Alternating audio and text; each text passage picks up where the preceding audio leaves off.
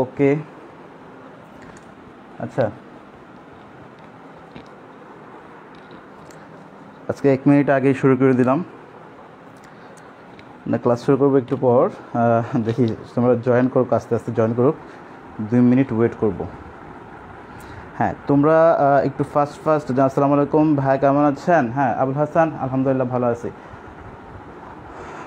আচ্ছা বলো তো, আমার কথা কি শোনা যাচ্ছে কি না বলো, শোনা যাওয়ার কথা, তারপর একবার বলো, কমেন্টে লিখে জানাও যে কথা শোনা যাচ্ছে কিনা। হ্যাঁ মাহফুজ, সোমার, তোমরা হচ্ছে কমেন্ট করে জানাও। বৃষ্টি, শাকিল,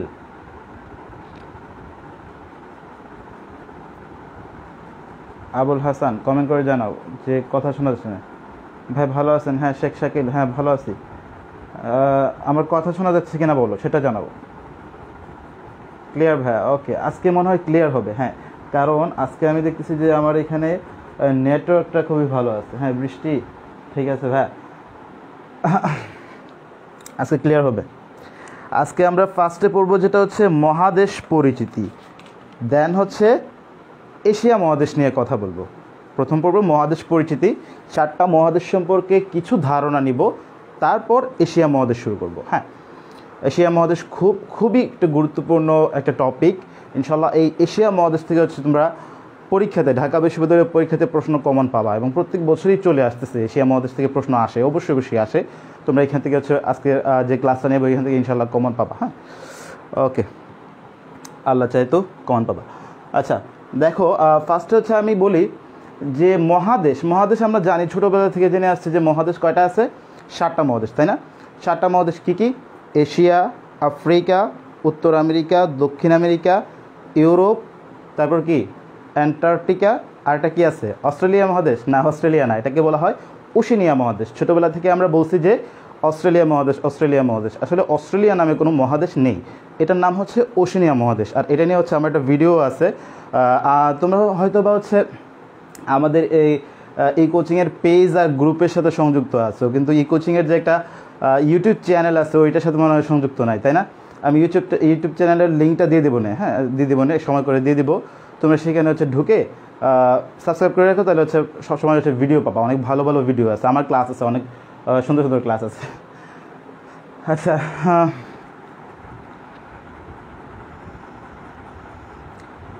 ওকে, তাহলে আমরা ক্লাস শুরু করে দিই। মহাদেশ কয়টা আছে? 7টা মহাদেশ। এপাশে আমি লিখলাম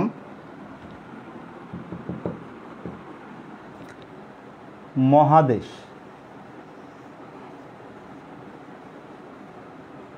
মহাদেশ কয়টা আছে? 7টা মহাদেশ আছে, তাই না? কি কি?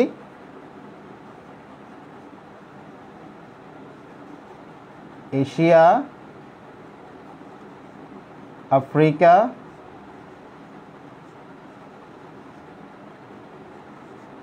ইউরোপ,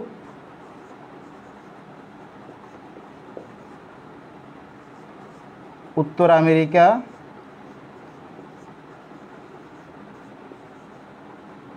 খাতায় লিখে ফেলো, উত্তর আমেরিকা, দক্ষিণ আমেরিকা,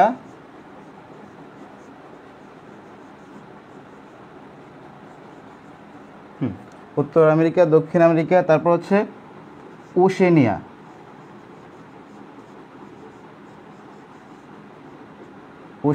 তারপর অ্যান্টার্কটিকা।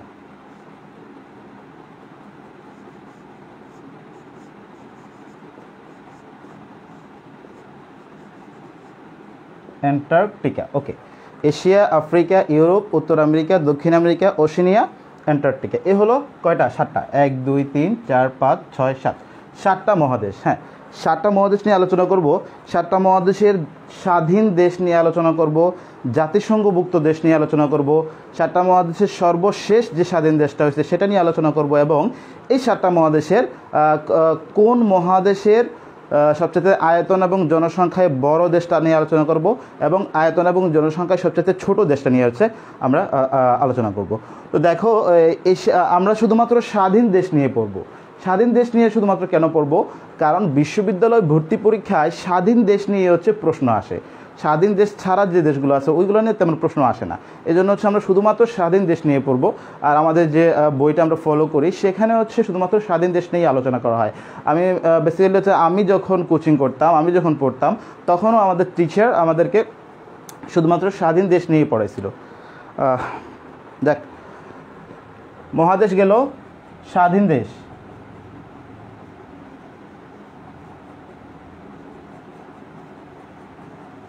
হ্যাঁ স্বাধীন দেশ। এশিয়াতে স্বাধীন দেশ আছে 44টা স্বাধীন দেশ আছে। আজকে আমরা এই 44টা স্বাধীন দেশ একটা সহজ টেকনিকের মাধ্যমে শিখবো। হ্যাঁ, এই 44টা স্বাধীন দেশের মধ্যে হচ্ছে জাতিসংঘভুক্ত দেশ কয়টা আছে? জাতিসংঘ অর্থাৎ ইউএনভুক্ত দেশ আছে হচ্ছে 44টা, অর্থাৎ 44টা দেশের 44টাই হচ্ছে জাতিসংঘভুক্ত। তারপর দেখো, এশিয়া মহাদেশের সর্বশেষ যে দেশটা স্বাধীন হয়েছে, সর্বশেষ স্বাধীন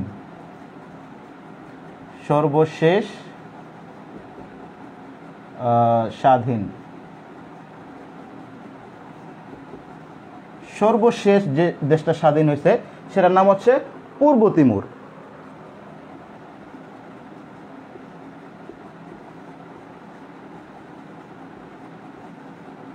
হ্যাঁ, পূর্ব তিমুর হচ্ছে সর্বশেষ স্বাধীন দেশ। তারপর দেখো, এই এশিয়া মহাদেশের মধ্যে আয়তন এবং জনসংখ্যা উভয় দিক দিয়ে সবচাইতে বড় দেশ কোনটা? চীন।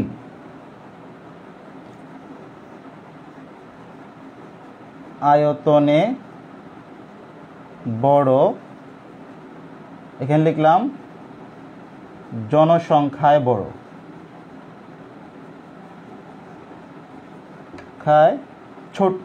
বড়। হ্যাঁ, আয়তনে বড়, জনসংখ্যায় বড়। আয়তন এবং জনসংখ্যার দুই দিক দিয়ে বড় কোনটা? চীন।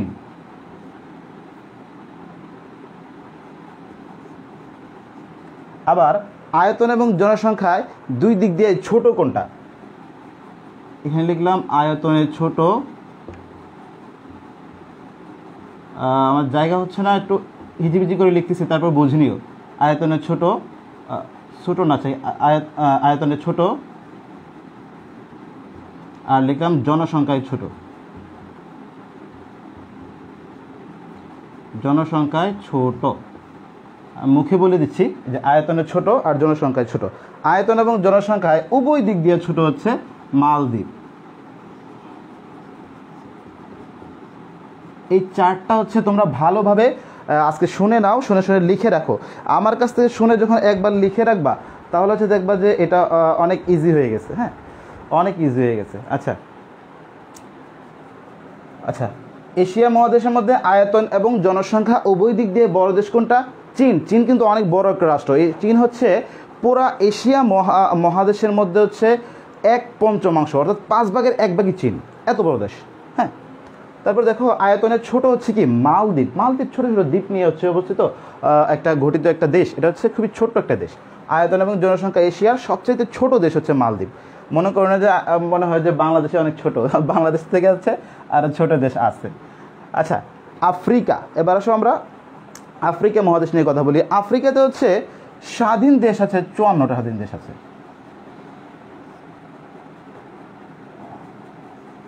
54টা স্বাধীন দেশ আছে। আর জাতিসংঘভুক্ত দেশ কয়টা আছে? 54টাই আছে। 54টা দেশে হচ্ছে জাতিসংঘভুক্ত। স্বাধীন দেশ না হলে জাতিসংঘভুক্ত করা হয় না। হ্যাঁ, জাতিসংঘভুক্ত হইতে হলে হচ্ছে একটা ক্রাইটেরিয়া আছে, এটা হচ্ছে স্বাধীন দেশ হইতে হবে। স্বাধীন দেশ ছাড়া জাতিসংঘভুক্ত করা হয় না। স্বাধীন বলতে কি?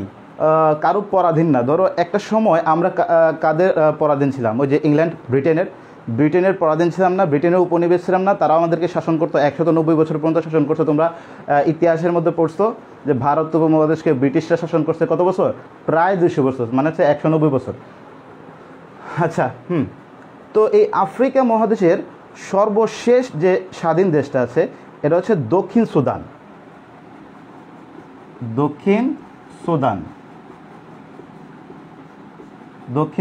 হ্যাঁ, এখন আসবো আফ্রিকা মহাদেশের আয়তনে বড় দেশ। আফ্রিকা মহাদেশের আয়তনে বড় দেশ হচ্ছে আলজেরিয়া। এই যে আয়তনে বড় দেশ হচ্ছে কি? আলজেরিয়া।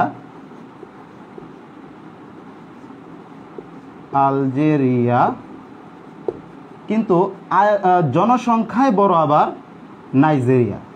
নাইজেরিয়াতে জনসংখ্যা বেশি, এই জিনিসটা খেয়াল রাখবা। এর আগে আমরা পড়ছিলাম যে এশিয়াতে চীন আয়তন এবং জনসংখ্যা দুই দিক দিয়ে বড়, কিন্তু এখানে একটু ভিন্ন। আফ্রিকাতে কি একটু ভিন্ন, কি আফ্রিকাতে হচ্ছে আয়তনে বড় আলজেরিয়া, কিন্তু জনসংখ্যায় বড় কোনটা, নাইজেরিয়া। ওই যে নাইজেরিয়ার দেখো এত এত এত এত জনসংখ্যা ওদের এখানে, তো এজন্য অনেক মানুষ কিন্তু আমাদের দেশেও পর্যন্ত আসে, কাজ করার জন্য আসে, তারপর হচ্ছে ফুটবল খেলার জন্য আসে না, আসে। হ্যাঁ, তো আচ্ছা, তো এখানে হচ্ছে আয়তনে এবং জনসংখ্যায় সবচেয়ে ছোট দেশ কোনটা, আয়তনে এবং জনসংখ্যায় উভয় দিক দিয়ে সবচাইতে ছোট দেশ হচ্ছে সিচেলিস, একটা দেশই, সিচেলিস, মালদ্বীপের মতো। আফ্রিকাতেও আয়তনেও ছোট, জনসংখ্যায়ও ছোট, সেই দেশটা হচ্ছে সিচেলিস। আমরা এই যখন জেনারেল নলেজের ক্লাস করি তখন একদিকে অনেক ভালো লাগে যে অনেক নতুন নতুন তথ্য জানতে পাই, কিন্তু অনেক সময় হচ্ছে বোরিং লাগে যে এত এত পড়া জেনারেল নলেজ। কিন্তু জেনারেল নলেজ পড়তে গেলে তোমরা যে কাজটা করবা, আমি হচ্ছে ফার্স্ট হচ্ছে গত বছরের আগের বছর একটা ভিডিও বানিয়েছিলাম যে জেনারেল নলেজ পড়তে গিয়ে পোলাপান হচ্ছে হাঁপায় যায়। হ্যাঁ, তো এই জন্য তারা কী করবে, ফার্স্ট হচ্ছে ভাইয়া জেনারেল নলেজ তোমাকে 3 বার পড়তে হবে। 3 বার কীরকম, তুমি যে বইটা নেবা, ধরো হচ্ছে জুবাইরস জিকে বইটা নিলা, একটা ভালো বই এটা, হ্যাঁ বইটা নিলা, তো জুবাইরস জিকে বইটা তুমি ফার্স্ট টু লাস্ট রিভিশনের মতো পড়ে, রিডিং পড়ে যাবা, রিডিং। হ্যাঁ, দেন হচ্ছে তুমি কোনো মুখস্থ করবা না। গল্পের বই আমরা পড়ি না, ধরো হচ্ছে হুমায়ুন আহমেদের আমরা হিমু সমগ্র যখন পড়ছিলাম, আমি হচ্ছে হিমু সমগ্র অনেকটাই পড়ছি, প্রায় শেষ করে ফেলছি, এটা অনেক ভালো লাগছিল। তো এরকম হচ্ছে আর অনেক গল্পের বই যখন আমরা পড়ি তখন কি একটানা পড়তে থাকি শেষ করে ফেলি। এইভাবে হচ্ছে গল্পের মতো পড়ে যাবে, কোনো টেনশন নেওয়ার দরকার নাই যে মুখস্থ করতে হবে, মুদ্রা মুখস্থ করতে হবে, রাজধানী মুখস্থ করতে হবে, কোনো টেনশন নাই, শুধুমাত্র রিডিং পড়ে যাবা। ফার্স্ট টাইম রিডিং পড়ে যাবা, দ্বিতীয়বার হচ্ছে বুঝে বুঝে পড়ার চেষ্টা করবা, দ্বিতীয়বার একটু বুঝে বুঝে পড়ার চেষ্টা করবা যে আমি কি পড়তেছি, আমি হচ্ছে জাতিসংঘ নিয়ে পড়তেছি, তারপর হচ্ছে দ্বিতীয় বিশ্বযুদ্ধ নিয়ে পড়তেছি। আচ্ছা, দ্বিতীয় বিশ্বযুদ্ধটা কেন হয়েছিল, কী কী কারণ হয়েছিল, কোন কোন ব্যক্তি জড়িত ছিল, হ্যাঁ এটা হচ্ছে একটু বুঝে বুঝে পড়ার চেষ্টা করবা। থার্ড টাইম, হ্যাঁ যখন তৃতীয়বার তুমি যখন পড়বা তখন হচ্ছে তোমার এটা হচ্ছে অনেক ইজি হয়ে যাবে, মানে ব্রেইন তখন ক্যাচ করবে। থার্ড টাইম যখন তুমি পড়বা তখন হচ্ছে ব্রেইন তোমার এটা ক্যাচ করে ফেলবে, যা পড়বা সব ক্যাচ করে ফেলবে। ফার্স্ট টাইমে কিন্তু ভালোভাবে ক্যাচ করবে না, সেকেন্ড টাইমেও কিন্তু ভালোভাবে ক্যাচ করবে না। থার্ড টাইম যখন তুমি পড়বা, তৃতীয়বার যখন তুমি রিভিশন দেবো, অর্থাৎ 3 খতম দিতে হবে। এই জুবাইর জিকে বইটাকে 3 খতম দিতে হবে, 3 খতম দিলে হচ্ছে দেন তোমার ব্রেইন ক্যাচ করবে এটা। তো তারপর হচ্ছে তোমরা এরপরে যেটা করবা, 3 বার শেষ করার পর এরপরে পরীক্ষাতে যাওয়ার আগে রিভিশন দিবা, শুধুমাত্র রিভিশন দিবা। হ্যাঁ ঠিক আছে। আর আমাদের ক্লাস তো এখানে 500ই, আমাদের এখানে যে ক্লাসগুলো পাবা, আমি মোটামুটি 7টা মহাদেশ নিয়ে আলোচনা করব, তারপর হচ্ছে বাংলাদেশ বিষয়গুলির থেকে অনেক আলোচনা করব। এই আমার ক্লাসগুলো হচ্ছে নোট করবা, তোমরা কেউ এই চিন্তা করবা না যে আমি ঈশ্বরচন্দ্র বিদ্যাসাগর হয়ে গেছি, ভাই ভিডিও তো আছে এখানে, পরে দেখে নিব। পরে আর কখন দেখবা, কখন হচ্ছে আবার টাইম হবে তুমি 2 ঘন্টার একটা ভিডিও দেখবা। তো তুমি একটা কাজ করবা কি, অনেকেই কিন্তু আমাদের এখানে অনেক স্টুডেন্ট ভর্তি হয়েছে, সবাই যে আসে এমনি এমনি আসে না, অনেক স্টুডেন্ট কিন্তু ভর্তি হয়েছে। আমি লিস্টটা আছে আমার কাছে, লিস্টটা তো প্রায় কয়জন ভর্তি হচ্ছে, মনে হয় যে প্রায় 25 জনের মতো ভর্তি হচ্ছে। হ্যাঁ, কিন্তু দেখো লাইভে কিন্তু সবাই আসতেছে না, কেন আসতেছে না, কারণ ভিডিওতে থাকতেছে, চিন্তা করছে ভিডিওটা পরে দেখে নেব। কিন্তু লাইভে যখন ক্লাসটা নিবা তখন যে সিনসিয়ারিটিতে থাকবে, অন্য সময় থাকবে না এটা। ওকে, জুবাইরজিকে একবার পড়তেই লাগে যাবে 6 মাস। আরে ভাই, একবার পড়তে 6 মাস লাগে, আমি 1 সপ্তাহে এটা শেষ করছি। জুবাইরজিকে 1 সপ্তাহে আমি সবটা রিডিং করে শেষ করছি। কখনো মুখস্থ করে পড়তে যাবে না, মুখস্থ করে পড়তে গেলে 6 মাস না, 1 বছর না, এটা 5 বছরে শেষ করতে পারবে না, এত বড় বই শেষ করতে পারবা। আচ্ছা, ইউরোপ, হ্যাঁ ইউরোপ মহাদেশ নিয়ে কথা বলি। ইউরোপ মহাদেশের স্বাধীন দেশ কয়টা আছে? স্বাধীন দেশ আছে 48টা। হ্যাঁ, এই 48টা স্বাধীন দেশে কিন্তু জাতিসংঘভুক্ত, ইউএনভুক্ত না। জাতিসংঘভুক্ত দেশ হচ্ছে 46টা। ইউরোপের স্বাধীন দেশ 48টা, কিন্তু জাতিসংঘভুক্ত হচ্ছে 46টা, 2টা কম আছে জাতিসংঘভুক্ত। এখন এই 2টা কি, আমাদের মনে প্রশ্ন আসে না যে ভাইয়া 2টা হচ্ছে কম? হ্যাঁ, এখানে দেখলাম যে 54টা স্বাধীন দেশ, 54টাই হচ্ছে জাতিসংঘভুক্ত। এখানে 44টা দেশ, এখানে 44টা জাতিসংঘভুক্ত, কিন্তু এখানে 48টা 46টা, আর 2টা কোথায় গেল? হ্যাঁ, দুইটা কী করতে গেছে? দুইটা হচ্ছে, একটা হচ্ছে ভ্যাটিকান সিটি স্বাধীন দেশ কিন্তু জাতিসংঘভুক্ত না, আর একটা হচ্ছে কসোভো, এটাও স্বাধীন দেশ কিন্তু জাতিসংঘভুক্ত না। তোমরা লিখে রাখো যে ভ্যাটিকান সিটি এবং কসোভো স্বাধীন দেশ কিন্তু জাতিসংঘভুক্ত নয়। কেন এগুলো জাতিসংঘভুক্ত না, আমরা যখন ইউরোপ মহাদেশ পড়ব তখন এগুলো নিয়ে আলোচনা করব। এবার আসো, এর সর্বশেষ, ইউরোপের সর্বশেষ যে স্বাধীন দেশ সেটা হচ্ছে কসোভো।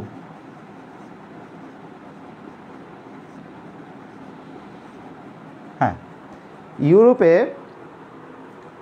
আয়তন এবং জনসংখ্যায় উভয় দিক দিয়ে বড় হচ্ছে রাশিয়া। ইউরোপে আয়তন প্লাস জনসংখ্যা উভয় দিক দিয়ে কোনটা বড় দেশ? কয়টা? একটাই, রাশিয়া।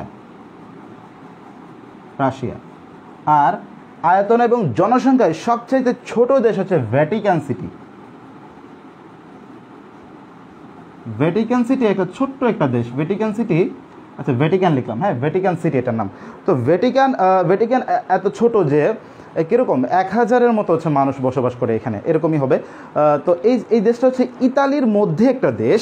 তো এটার মধ্যে হচ্ছে খ্রিস্ট ধর্মের যে পোপ আছে ওরা হচ্ছে এখানে থাকে। হ্যাঁ, ওইখানে কোনো অর্থনৈতিক কোনো কার্যকলাপ হয় না, তো এখানে শুধুমাত্র ওরা হচ্ছে ধর্মীয় কাজ করে। তো এই জন্য খ্রিস্টানরা হচ্ছে চিন্তা করলো যে আমরা যে দেশটা, যে জায়গাটাতে হচ্ছে ধর্মীয় কাজ হবে সেই জায়গাটা একটা স্বাধীন দেশের মর্যাদা দিয়ে দিই। এই জন্য তারা ভ্যাটিকান সিটিকে স্বাধীন দেশের মর্যাদা দিয়ে দিচ্ছে। হ্যাঁ, এই জন্য হচ্ছে এই স্বাধীন দেশের মর্যাদা পায় হচ্ছে ইতালির মধ্যেই ছোট্ট একটা দেশ, ছোট্ট একটা 1000-এর মতো মানুষ বসবাস করে, বোঝো না কতটুকু দেশ হবে। হ্যাঁ, এই ভ্যাটিকান সিটি নিয়ে আরও আলোচনা করবো। ভ্যাটিকান সিটির হচ্ছে যে নিরাপত্তা রক্ষী আছে এগুলোকে বলা হয় সুইস গার্ড। হ্যাঁ, এই ধরনের গুরুত্বপূর্ণ আলোচনা আছে ভ্যাটিকান সিটি নিয়ে। এই ভ্যাটিকান সিটি কিন্তু আমাদের স্বাধীন দেশ কিন্তু জাতিসংঘভুক্ত নয়, কারণ এটাতে তো কোনো অর্থনৈতিক কোনো কার্যকলাপ হয় না। হ্যাঁ, কোরাইশে বলছে 920 জন। হ্যাঁ ভাই, 920 জন মাত্র। এই সময় মেসেজ দেয় কে আবার? ওকে, তারপর আছে উত্তর আমেরিকা। এই উত্তর আমেরিকা নিয়ে কিন্তু ই কোচিং ইউটিউব চ্যানেলের মধ্যে হচ্ছে ভিডিও আছে আমার, উত্তর দক্ষিণ আমেরিকা নিয়ে হচ্ছে ভিডিও আছে। আচ্ছা, উত্তর আমেরিকাতে স্বাধীন দেশ আছে 23টি এবং জাতিসংঘভুক্ত দেশ আছে কয়টা? 23টা। উত্তর আমেরিকাতে স্বাধীন দেশ আছে 23টা এবং জাতিসংঘভুক্ত দেশ আছে 23টা। হ্যাঁ হ্যাঁ, উত্তর আমেরিকার সর্বশেষ যে স্বাধীন হয়েছিল এই দেশটার নাম হচ্ছে সেন্ট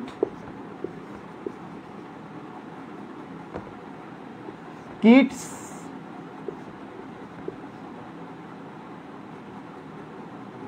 অ্যান্ড নেভিস। নামটা একটু কঠিন না? সর্বশেষ স্বাধীন দেশটার নাম হচ্ছে সেন্ট কিটস অ্যান্ড নেভিস। সর্বশেষ যে স্বাধীন দেশটা এটার নাম হচ্ছে সেন্ট কিটস অ্যান্ড নেভিস। হ্যাঁ, আচ্ছা, আয়তনে উত্তর আমেরিকার সবচেয়ে বড় দেশ হচ্ছে কানাডা।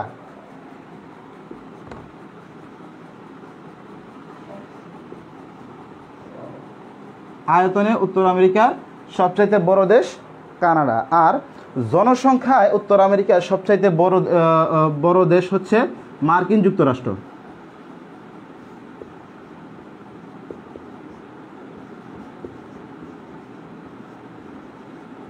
মার্কিন যুক্তরাষ্ট্র। হ্যাঁ, এই মার্কিন যুক্তরাষ্ট্র নিয়ে তোমরা অনেক বেশি পড়বা, কারণ মার্কিন যুক্তরাষ্ট্র নিয়ে হচ্ছে অনেক বেশি কোয়েশ্চেন আসে। আর এবছর যেহেতু এই রিসেন্টলি নির্বাচন হয়েছে মার্কিন যুক্তরাষ্ট্রের, হ্যাঁ, তাই এই মার্কিন যুক্তরাষ্ট্রটা অনেক বেশি ইম্পর্টেন্ট, খুব ইম্পর্টেন্ট। মনে করো যে এখান থেকে একটা কোয়েশ্চেন চলেই আসছে, এই জো বাইডেন থেকে একটা কোয়েশ্চেন চলেই আসছে। জো বাইডেনের কী করে না করে, ওর কয়টা ছেলে মেয়ে আছে, ওর জন্ম কোথায়, হ্যাঁ, ওর কয়বেলা কী খায়, সব পড়বা, কোনো কিছু বাদ নাই, সব কিছু পড়তে হবে। হ্যাঁ, আচ্ছা, জো বাইডেন নিয়ে সব কিছু পড়তে হবে, কারণ হচ্ছে মার্কিন যুক্তরাষ্ট্র যেহেতু রিসেন্টলি নির্বাচন হয়েছে, যখনই মার্কিন যুক্তরাষ্ট্রের নির্বাচন হয় তখনই ঢাকা বিশ্ববিদ্যালয়ে কোয়েশন দিয়ে দেয়। তো যখনই হচ্ছে বাংলাদেশের কোনো একজন কবি, হ্যাঁ, মারা যায়, হ্যাঁ, তখনই হচ্ছে দেখা যাচ্ছে যে এটা নিয়ে হচ্ছে ঢাকা বিশ্ববিদ্যালয়ে প্রশ্ন দিয়ে দেয়, বা কোনো গুণীজন যখন মারা যায় তখন হচ্ছে ঢাকা বিশ্ববিদ্যালয়ে কোয়েশ্চেন দিয়ে দেয়। এগুলোকে বলা হচ্ছে সাম্প্রতিক। এগুলোকে কি বলে? সাম্প্রতিক। এই জেনারেল নলেজটা হচ্ছে 3টা ভাগে বিভক্ত। আন্তর্জাতিক, বাংলাদেশ, আর একটা হচ্ছে সাম্প্রতিক বিষয়গুলি। হ্যাঁ, সাম্প্রতিক বিষয়গুলি কোনগুলো? এই যে আজকে যেগুলো ঘটতেছে, এটা হচ্ছে আগামীকালকের জন্য সাম্প্রতিক বা আজকের জন্য সাম্প্রতিক। গতকালকে যা ঘটছে এটা আজকের জন্য হচ্ছে সাম্প্রতিক সাধারণ জ্ঞান। তো এই সাম্প্রতিক তোমরা কোথা থেকে পড়বা? কারেন্ট অ্যাফেয়ার্স এবং কারেন্ট ওয়ার্ল্ড, এই দুইটা কিনবা, একটা না দুইটা কিনে ফেলবা। হ্যাঁ, কারেন্ট ওয়ার্ল্ডটা এখন কি বের করে জানি না, আমি কিছুদিন আগে গিয়ে পাই না, ওরা বলছে 4-5 মাস ধরে নাকি বের করে না, তারপরে তোমরা খোঁজ নিয়ে দেখো। তো কারেন্ট ওয়ার্ল্ড, কারেন্ট নিউজ, এই দুইটাই পড়বা। আমি হচ্ছে এবছর তোমাদেরকে দুঃখের সাথে বলতে হয়, এবছর আমরা কোনো ধরনের সাম্প্রতিকের কিছুই বের করতে পারলাম না। গত বছর সাম্প্রতিক নিয়ে আমার দুইটা বই বের হয়েছিল, স্যাটেলাইট 1, স্যাটেলাইট 2, এবং আরেকটা হচ্ছে ফাইনাল সাজেশন বের করছিলাম। ফাইনাল সাজেশনটাও এখনও বলতে পারতেছি না, বের করবো লাস্টের দিকে যদি বের করি তোমাদেরকে বলে দিব। হ্যাঁ, যে হচ্ছে ভাই এটা বের হয়েছে, তো হয়তো বা যাই হোক। হ্যাঁ, কানাডা, মার্কিন যুক্তরাষ্ট্র জনসংখ্যায় বড় আর আয়তনে বড় হচ্ছে কানাডা। তারপর আয়তন এবং জনসংখ্যা উভয় দিক দিয়ে ছোট হচ্ছে সেন্ট কিটস অ্যান্ড নেভিস।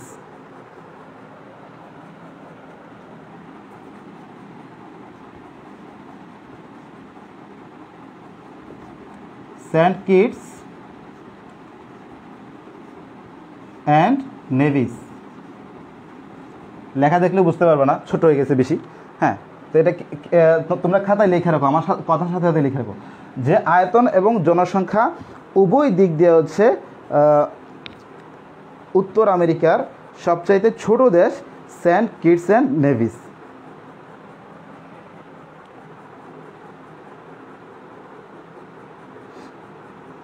আচ্ছা, এবার আসো দক্ষিণ আমেরিকা নিয়ে কথা বলি। দক্ষিণ আমেরিকাতে হচ্ছে স্বাধীন দেশ আছে 12টা, আর জাতিসংঘ ভুক্ত দেশ আছে কয়টা? 12টা। সেম, স্বাধীন দেশও 12টা, জাতিসংঘভুক্ত দেশও হচ্ছে 12টা। আর এখানে হচ্ছে সবচাইতে সর্বশেষ যে স্বাধীন যে দেশটা হয়েছে সেটার নাম হচ্ছে সুরিনাম। কি নাম? সুরিনাম। আচ্ছা, সুরিনাম। হ্যাঁ, এখন আয়তন এবং জনসংখ্যা উভয় দিক দিয়ে হচ্ছে এই দক্ষিণ আমেরিকার সবচাইতে বড় দেশ হচ্ছে ব্রাজিল। এই যে দক্ষিণ আমেরিকার যে 12টা দেশ আছে, মোটামুটি এই 12টা দেশ হচ্ছে ফুটবল খেলে, ফুটবলের জন্য এরা খুবই বিখ্যাত। ব্রাজিল, আর্জেন্টিনা, হ্যাঁ, এই ধরনের হচ্ছে সবাই হচ্ছে ফুটবলের জন্য খুবই বিখ্যাত। আর এইটাকে বলা হয়, দক্ষিণ আমেরিকাকে বলা হয় ফুটবলের উর্বর ভূমি। ফুটবলের উর্বর ভূমি বলা হয় কোন মহাদেশকে? দক্ষিণ আমেরিকা মহাদেশ। আচ্ছা, এবং এখন দেখি আয়তন এবং জনসংখ্যা এই উভয় দিক দিয়া ছোট দেশ কোনটা? হ্যাঁ, আয়তন এবং জনসংখ্যা উভয় দিক দিয়ে ছোট দেশ হচ্ছে সুরিনাম।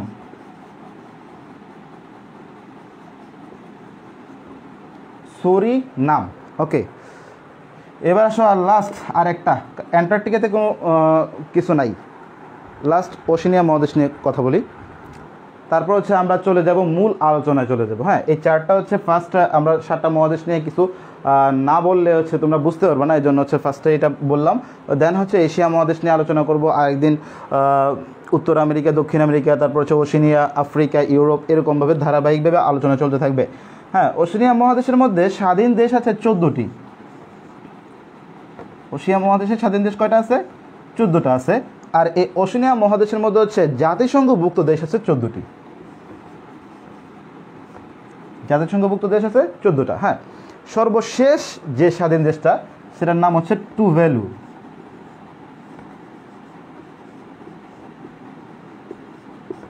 সর্বশেষ স্বাধীন দেশের নাম হচ্ছে টুভ্যালু। আর ওশেনিয়া মহাদেশে আয়তন এবং জনসংখ্যা উভয় দিক দিয়ে বড় হচ্ছে অস্ট্রেলিয়া।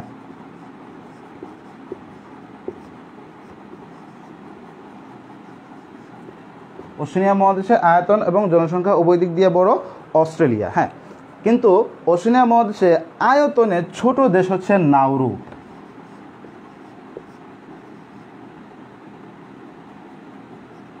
আর জনসংখ্যায় ছোট দেশ হচ্ছে টুভ্যালু।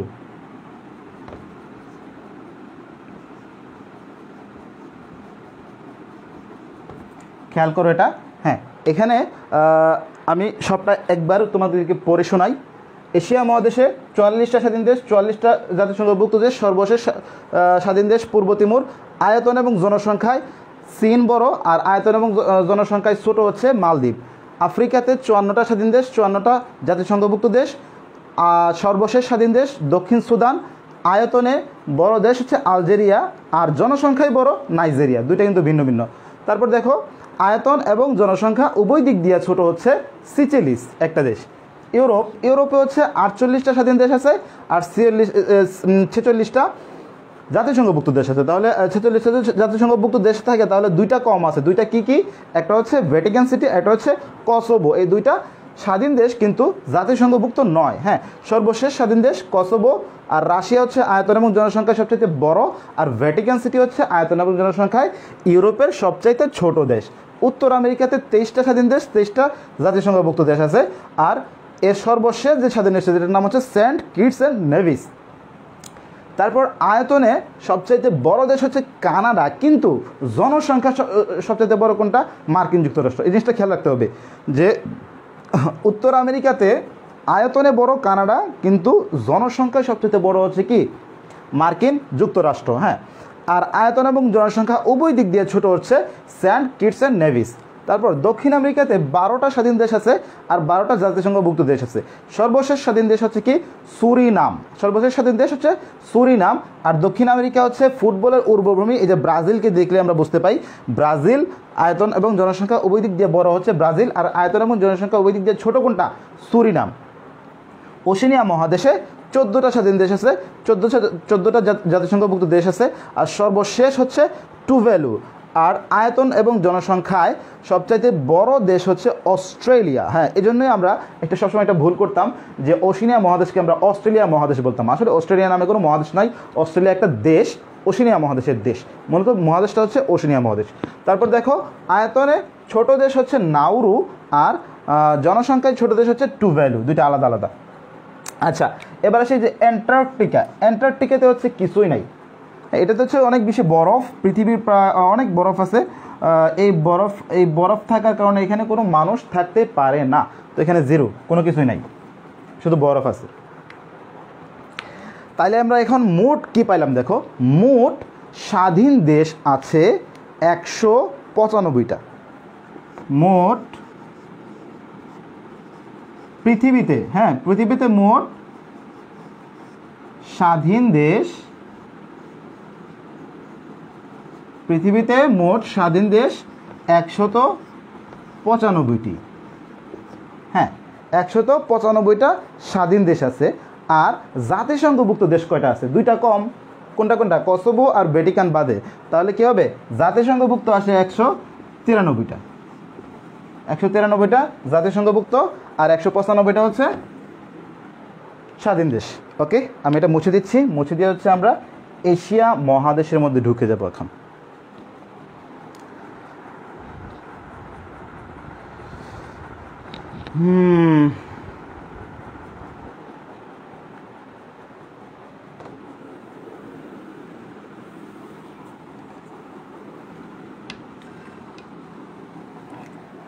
আচ্ছা, ইন্ডিয়াতে একটা মুভি আসছিল না,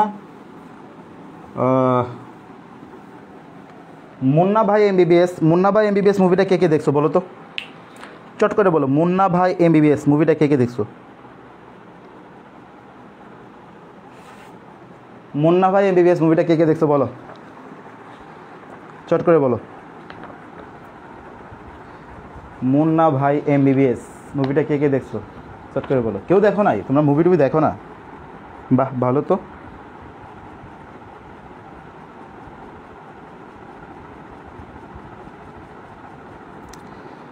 এটা হিন্দি মুভি আছে, মুন্না ভাই এমবিবিএস। এটা কে কে দেখছো বলো? তোমাদের কমেন্ট করতে একটু লেট হইতেই পারে, জন্য হচ্ছে আমি একটু ওয়েট করতেছি। হ্যাঁ, বলো।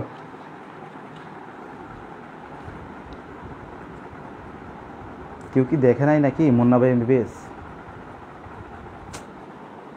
দেখলে ভালো হতো। আর মুন্না ভাই এমবিবিএস কেউ দেখো নাই? হ্যাঁ, রনি দেখছো। আমি চিন্তা করছি যে রনি ছাড়া, এটা রনি দেখে নাই, এটা কীভাবে হয়? এটা আমি চিন্তা করছি যে রনি তো ফার্স্ট কমেন্ট করার কথা, যে রনি ভাই আমি এটা দেখছি। আচ্ছা, তো ইন্ডিয়াতে হচ্ছে একটা হিন্দি মুভি আছে কি মুন্না ভাই এমবিবিএস। তো আমাদের দেশে কি এরকম কোনো মুভির দরকার নাই? হেডলাইন করো, এশিয়া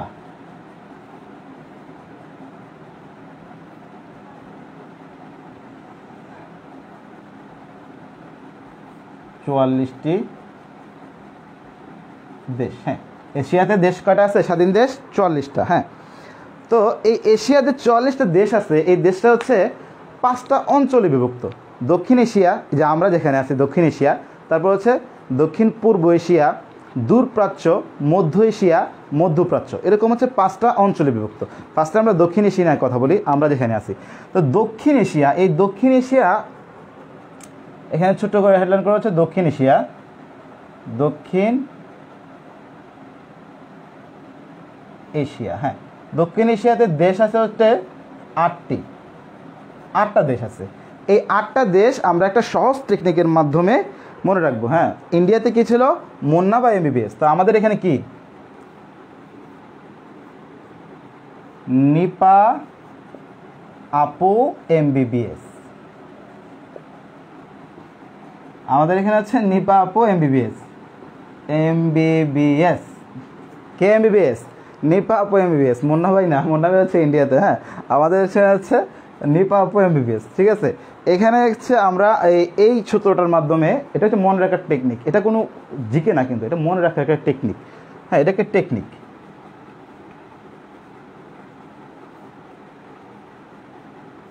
এটাকে টেকনিক, এরকম টেকনিক দিয়ে হচ্ছে মনে রাখলে অনেক দিন পর্যন্ত মনে থাকে। তো নিপা আপু এমবিবিএস হলে এনতে নেপাল, আইতে ইন্ডিয়া, পিতে পাকিস্তান, এতে আফগানিস্তান,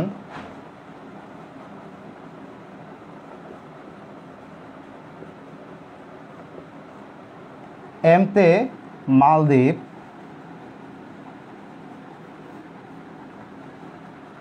বিতে কি? বাংলাদেশ। বাংলাদেশ আমি ছোট্ট করে লিখেছি বিডি, ছোট্ট করে লিখেছি বিডি লিখলাম। হ্যাঁ, বাংলাদেশ। তারপর বিতে ভুটান,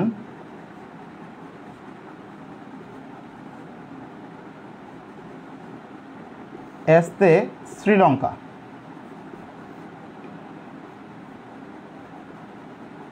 এসতে কি? শ্রীলঙ্কা। ওকে, এই হচ্ছে 8টা দেশ। 1 2 3 4 5 6 7 8, এই যে 8টা দেশ।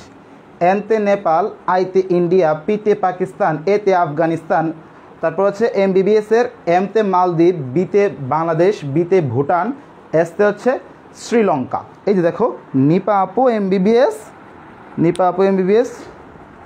হ্যাঁ, এটা হচ্ছে দেখলে আমরা বুঝতে পারবো কি যে এখানে দক্ষিণ এশিয়ার 8টা দেশ আছে। হ্যাঁ, আচ্ছা, এখানে এই দেশগুলো নিয়ে আমরা কি পড়বো? শোনো, এই দেশগুলো নিয়ে আমরা পড়বো হচ্ছে উপনিবেশ পড়বো। হ্যাঁ, এখানে এই যে দক্ষিণ এশিয়ার যে 8টা দেশ আছে, দক্ষিণ এশিয়ার যে 8টা দেশ আছে, এই 8টা দেশ এর উপনিবেশ কি? হ্যাঁ, এই 8টা দেশে হচ্ছে ব্রিটিশ উপনিবেশ ছিল। হ্যাঁ, এই 8টা দেশই কি? ব্রিটেনের উপনিবেশ ছিল। ব্রিটেন মানে ব্রিটিশ, ব্রিটেনের উপনিবেশ। তোমরা বলবা যে ভাইয়া উপনিবেশ কি? উপনিবেশ হচ্ছে যখন কোনো একটা দেশ আরেকটা দেশকে শাসন করে, তখন ওই দেশটা হচ্ছে এই যে দেশ শাসন করছে সেই দেশের উপনিবেশ। তো ব্রিটিশরা হচ্ছে আমাদেরকে শাসন করছে না, ওই যে ভারতবর্ষকে প্রায় 200 বছর পর্যন্ত শাসন করছে ব্রিটিশরা। এজন্য আমরা কি?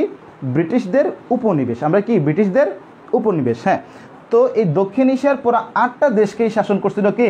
ব্রিটিশরা শাসন করছিল। হ্যাঁ, কিন্তু এই ব্রিটিশরা শাসন করছে, এখন তো আমরা স্বাধীন হয়েছি না।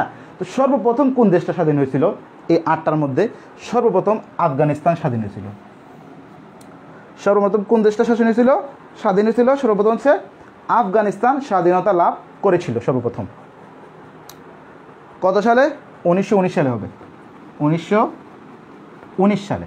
1919 সালে সর্বপ্রথম আফগানিস্তান হচ্ছে ব্রিটিশদের কাছ থেকে স্বাধীনতা লাভ করে। তারপর হচ্ছে ধীরে ধীরে আমরা লাভ করি, বাকি সবাই হচ্ছে স্বাধীনতা লাভ করি।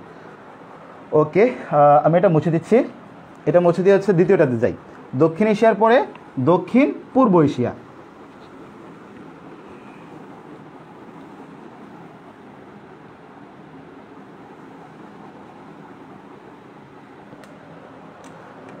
নাম্বার 2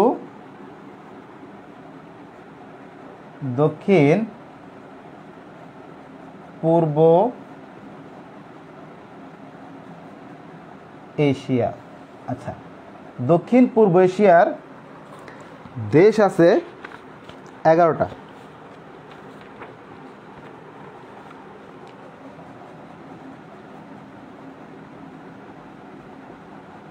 হ্যাঁ, দক্ষিণ পূর্ব এশিয়াতে দেশ কয়টা আছে? 11টি দেশ আছে। হ্যাঁ, দেশ আর লিখলাম না, তোমরা বুঝতে পারবা যে 11টি। দক্ষিণ পূর্ব এশিয়া অঞ্চলের মধ্যে দেশ আছে 11টি। এই 11টা দেশ মনে রাখার আমাদের একটা সহজ টেকনিক হচ্ছে এমটিভিতে ফিল্ম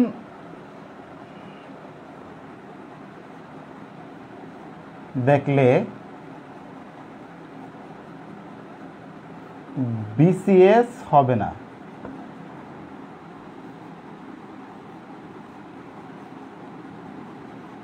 প্লাস পূর্ব তিমুর।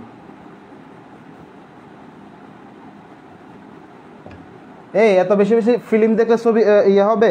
ফিল্ম দেখলে কি বিসিএস হবে না?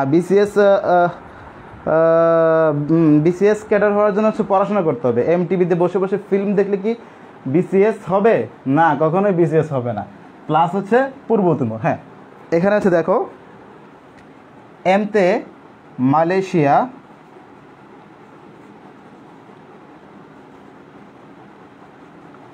এমতে কি মালয়েশিয়া, টিতে থাইল্যান্ড,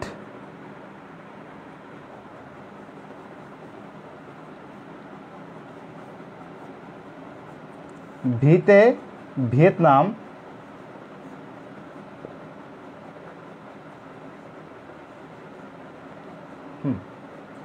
এফতে ফিলিপাইন। ফিলিপাইনের কথা মনে আছে? ফিলিপাইন যে আমাদের দেশে টাকা চুরি করে নিয়ে গেছিল বাংলাদেশ ব্যাংক থেকে। ফিলিপাইন। আইতে ইন্দোনেশিয়া,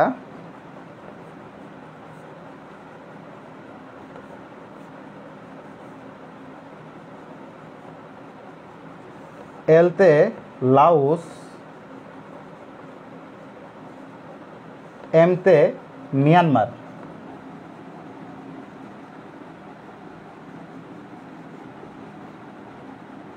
বিতে ব্রুনাই,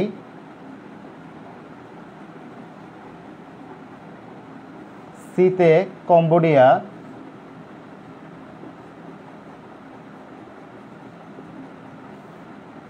এসতে সিঙ্গাপুর, সিঙ্গাপুর। আর যে পূর্ব তিমুর তো পূর্ব তিমুরই আছে। ওকে, দেখো এখানে এমটিভিতে ফিল্ম দেখলে কি হবে না? বিসিএস হবে না। প্লাস পূর্ব তিমুর, দক্ষিণ পূর্ব এশিয়ার 11টা দেশ মনে রাখার টেকনিক হলো এটা।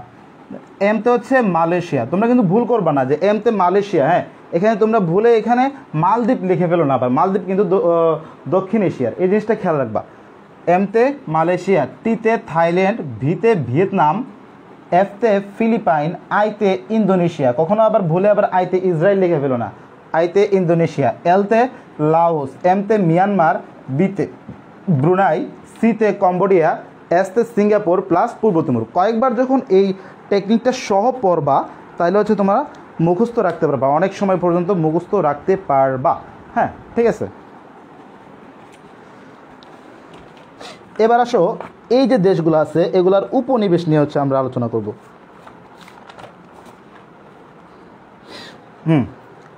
এই যে দক্ষিণ পূর্ব এশিয়াতে 3টা দেশ আছে।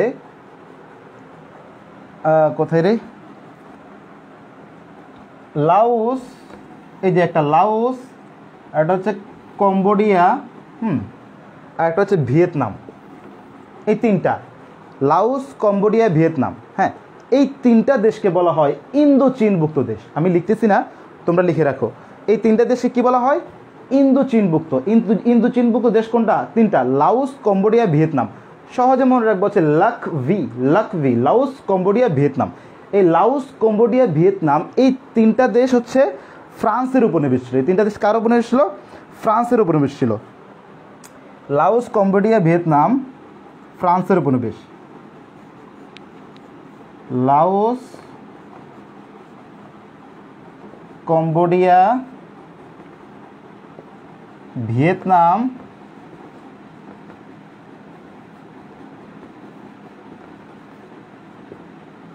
ফ্রান্স।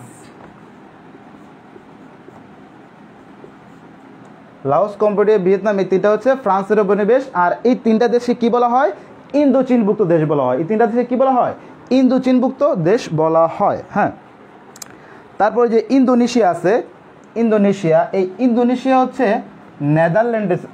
নেদারল্যান্ডের উপনিবেশ ছিল। ইন্দোনেশিয়া কার উপনিবেশ ছিল? নেদারল্যান্ডের। Indonesia equal to Netherland. Netherlands, Indonesia হচ্ছে নেদারল্যান্ডসের উপনিবেশ ছিল। তারপর দেখো আরেকটা দেশ হচ্ছে যে পূর্ব তিমুর। এই যে পূর্ব তিমুর, হ্যাঁ, এই পূর্ব তিমুরটা ইন্দোনেশিয়ার উপনিবেশ ছিল। পূর্ব তিমুর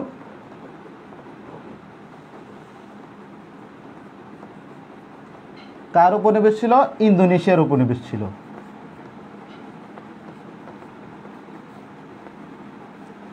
খেয়াল করো, ইন্দোনেশিয়া নিজেই নেদারল্যান্ডসের উপনিবেশ ছিল, নিজেই নেদারল্যান্ডসকে দ্বারা শাসিত হয়েছে। তারপরে আবার তারা পূর্ব তিমুরকে আবার দখল করে নিয়েছিল। পূর্ব তিমুরকে দখল করে নিয়ে হচ্ছে ইন্দোনেশিয়া শাসন করছে। তারপর দেখো ফিলিপাইন। এই ফিলিপাইন হচ্ছে যুক্তরাষ্ট্রের উপনিবেশ।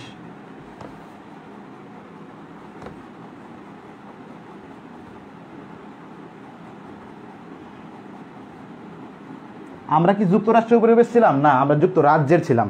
ফিলিপাইন যুক্তরাষ্ট্রের উপনিবেশ। যুক্তরাষ্ট্র। ফিলিপাইন কার উপনিবেশ ছিল? যুক্তরাষ্ট্রের উপনিবেশ ছিল। অর্থাৎ যুক্তরাষ্ট্র ফিলিপাইনকে শাসন করছে। হ্যাঁ, তারপর দেখো থাইল্যান্ড। এটা খুবই গুরুত্বপূর্ণ। থাইল্যান্ড, পৃথিবীতে একমাত্র দেশ হচ্ছে থাইল্যান্ড যাকে কেউ কখনো শাসন করে নাই। এটা কখনো কারো উপনিবেশ ছিল না। এটা কখনো কারো উপনিবেশ ছিল না। তো লিখে রাখো, উপনিবেশ ছিল না। উপনিবেশ ছিল না। ওকে, তারপর হচ্ছে আর বাদ বাকি যেগুলো আছে এখানে কয়টা? 1 2 3 4 5 6 7, 7টা বাদে আর বাদ বাকি যে দেশগুলো আছে এই সবগুলো হচ্ছে ব্রিটেনের উপনিবেশ ছিল। ব্রিটিশদের উপনিবেশ ছিল। বাকি সব ব্রিটেনের। বাকি সব ব্রিটেনের। বাকি সব দেশগুলো হচ্ছে ব্রিটেনের উপনিবেশ ছিল। এই হলো দক্ষিণ পূর্ব এশিয়া। হ্যাঁ, দক্ষিণ পূর্ব এশিয়ার পরে এখন আমরা পড়বো হচ্ছে দূরপ্রাচ্যের দেশ। হ্যাঁ, দূরপ্রাচ্যের দেশ পড়ার আগে এখানে কে কে আছে দেখি তো।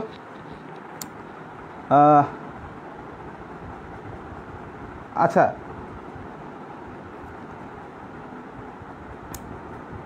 তামান্না কি আসো? তামান্না থাকলে একটা কমেন্ট করো যে ভাইয়া আসি। তামান্না বলো, কমেন্ট করো যে ভাইয়া আসি।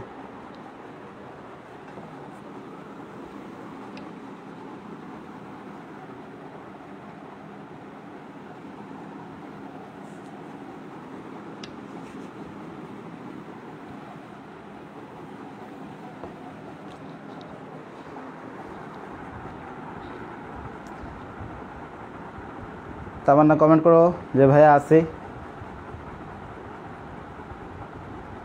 অথবা আনিকা জাহিন আসো কিনা, অথবা শ্রাবণী কি আসো?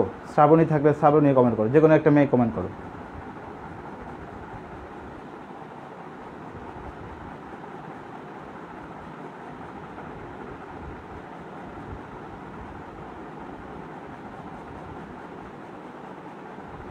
ফার্স্ট কমেন্ট করো।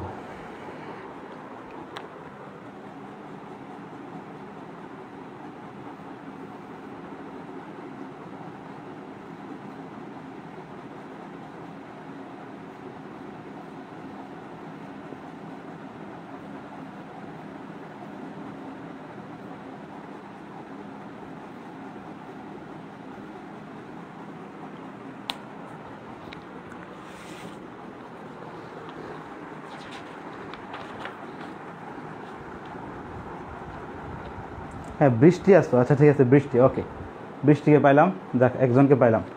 আচ্ছা এই যে বৃষ্টি কমেন্ট করে যে কি ভুল করছে বৃষ্টি, আচ্ছা বৃষ্টিকে আমরা হচ্ছে ধরো বিয়ে দিয়ে দিলাম, বৃষ্টিকে আমরা বিয়ে দিয়ে দিলাম, কোথায় বিয়ে দিলাম? এই দূর প্রাচ্যের দেশে হচ্ছে বৃষ্টিকে আমরা বিয়ে দিয়ে দিলাম। তো আচ্ছা বৃষ্টিকে কেউ কিন্তু এমনিতে তোমরা একজন আরেকজনকে চিনো না, সমস্যা নেই। বৃষ্টিকে হচ্ছে আমরা বৃষ্টিকে হচ্ছে আমরা বিয়ে দিয়ে দিলাম, কোথায় বিয়ে দিলাম? দূর প্রাচ্যের দেশে হচ্ছে বিয়ে দিয়ে দিলাম। হ্যাঁ তো এখন যে আমাদের যে দুলাভাই হবে, হ্যাঁ আচ্ছা আমি তো বড় ভাই, তোমাদের যে দুলাভাই হবে, হ্যাঁ তো তোমাদের যে দুলাভাই হ্যাঁ বৃষ্টির হাজব্যান্ড, তো তার নাম কি জানো? তার নাম হচ্ছে চিজা। তার নাম কি? চিজা। যেহেতু দূরপ্রাচ্যের দেশ নামটা একটু ভিন্নই হবে। হ্যাঁ তো বৃষ্টির যে হাজব্যান্ড আমাদের যে দুলাভাই, তো তার নাম হচ্ছে চিজা। তো চিজা সাহেব হচ্ছে তার কোনো টাকা পয়সা নাই, সে হচ্ছে উদম। উদম কাকে বলে জানো? উদম যার কোনো টাকা পয়সা থাকে না তাকে হচ্ছে উদম বলা হয়। হ্যাঁ তো আমরা বৃষ্টিকে কোথায় বিয়ে দিয়েছিলাম? দূরপ্রাচ্যের দেশে বিয়ে দিয়েছিলাম। আমাদের দুলাভাইয়ের নাম কি? চিজা। আর চিজা কি? উদম। হ্যাঁ লিখো, চিতে চীন,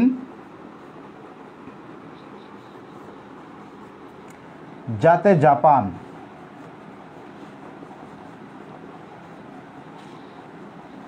উতে উত্তর কোরিয়া, দতে দক্ষিণ কোরিয়া,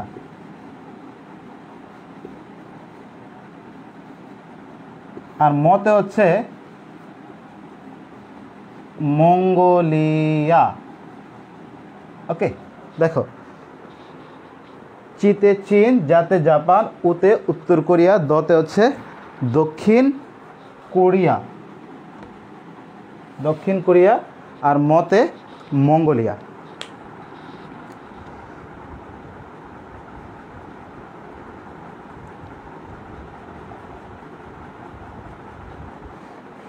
ওকে এটা হচ্ছে দূরপ্রাচ্যের দেশ। হ্যাঁ দূরপ্রাচ্যের দেশের উপনিবেশ সম্পর্কে হচ্ছে কোয়েশ্চেন তেমন আসে না, এটার উপনিবেশ একটু ঝামেলা আছে, এটার উপনিবেশ পড়া লাগবে না, থাক।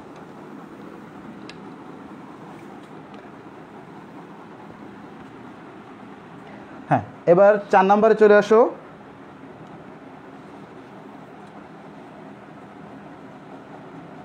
মধ্য এশিয়া।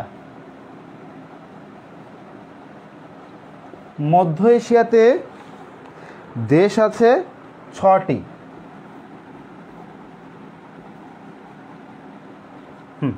মধ্য এশিয়াতে দেশ আছে কয়টা? 6টা। এই 6টা দেশ মনে রাখার টেকনিকটা লিখো, তুতা কা কিউ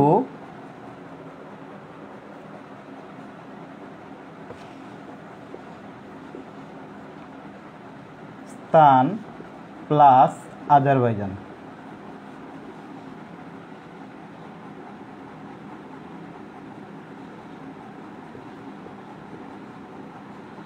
তুতাকাকিস্তান প্লাস আজারবাইজান।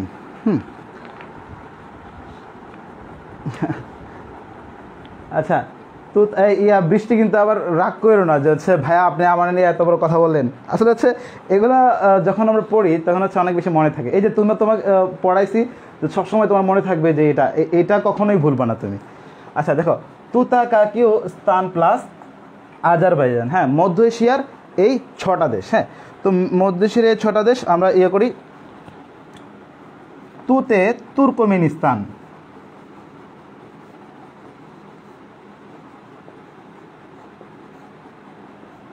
তাতে তাজিকিস্তান,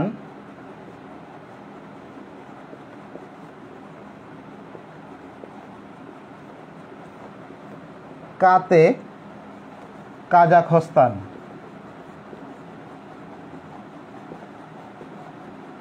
এই সবগুলোতে স্থান স্থান আছে। হ্যাঁ, স্থান স্থান থাকলেই হবে না, কিন্তু আফগানিস্তান নাই। কিতে কিরগিজস্তান,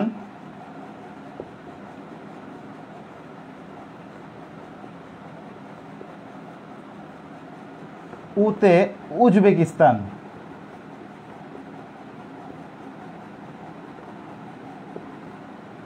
প্লাস আজারবাইজান। এই হলো 6টা দেশ, 1 2 3 4 5 6। Turkmenistan, Tajikistan, Uzbekistan, Kazakhstan, Kyrgyzstan, Uzbekistan, তারপর হচ্ছে কি আজারবাইজান। হ্যাঁ, এই 6টা দেশ হচ্ছে আমাদের মধ্য এশিয়ার 6টা দেশ। হ্যাঁ, এই 6টা দেশের উপনিবেশ। ভাই লেখাগুলো ঝাপসা মনে হচ্ছে, তাই? জি ভাই, আমাদেরও মনে থাকবে। আচ্ছা, ওকে। লেখা তো ঝাপসা হওয়ার কথা না। দেখি আমি আবার নেটওয়ার্কটা চেক করি। না, লেখা ঝাপসা হওয়ার কথা না। তবে একটু ইয়াতে যাও, যেখানে নেটওয়ার্ক ভালো পাওয়া যায় সেখানে যাও। হ্যাঁ, দেখো তুতাকাকিস্তান প্লাস আজারবাইজান। হ্যাঁ, এখানে এই যে তুতে তুর্কমেনিস্তান, তাতে তাজিকিস্তান, কাতে কাজাখস্তান, কিতে কিরগিজস্তান, উতে উজবেকিস্তান প্লাস আজারবাইজান। হ্যাঁ, এই সবগুলা দেশ, এই 6টা দেশই কার উপনিবেশ ছিল? সাবেক সোভিয়েত ইউনিয়ন অর্থাৎ রাশিয়ার উপনিবেশ ছিল। এভাবে লিখো, সাবেক সোভিয়েত ইউনিয়ন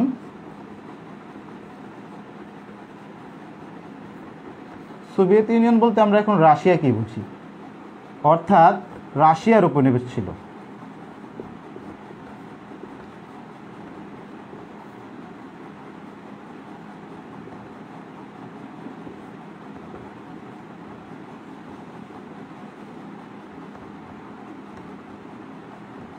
তোমাদের সাথে যে এতক্ষণ পর্যন্ত ক্লাস নিচ্ছি, আমি যে এইভাবে নিতে পারবো আমি চিন্তাও করি নাই। কারণ আজকে সন্ধ্যার পর থেকে ভাইয়ের এত বেশি বেশি মাথা ব্যথা শুরু হয়েছিল যে খুবই মারাত্মক অবস্থা ছিল।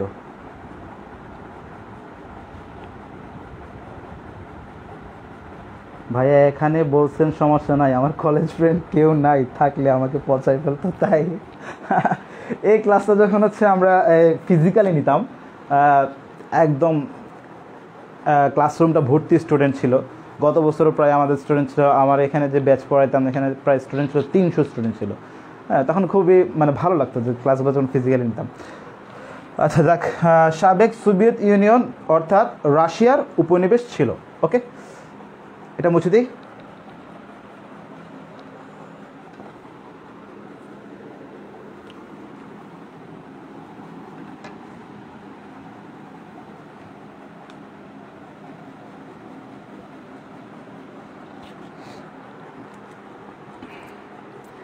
আচ্ছা, এবার আসো আমরা মিডল ইস্টে চলে যাব। লাস্ট ওয়ান, 5 নম্বরে হচ্ছে মধ্যপ্রাচ্যের দেশ, যেখানে সৌদি আরব আছে।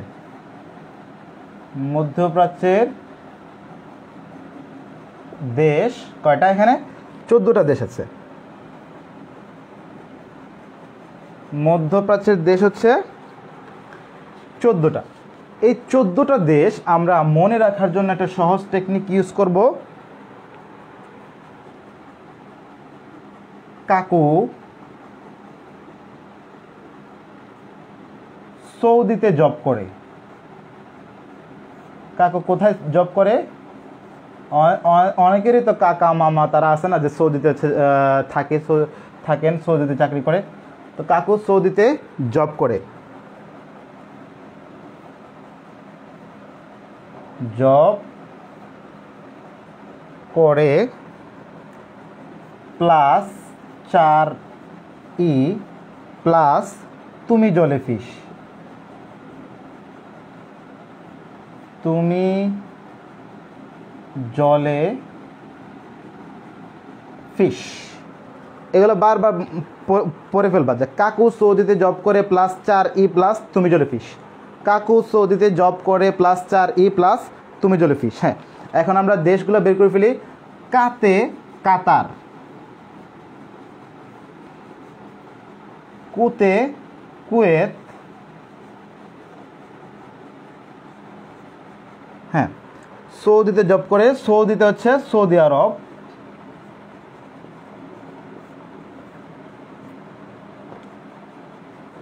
সৌদি আরব জব করে, যেতে হচ্ছে সংযুক্ত আরব আমিরাত, অর্থাৎ জয়েন্ট আরব আমিরাত, এই জন্য হচ্ছে সংযুক্ত আমিরাতের এটা যে রাখলাম, সংযুক্ত আরব আমিরাত,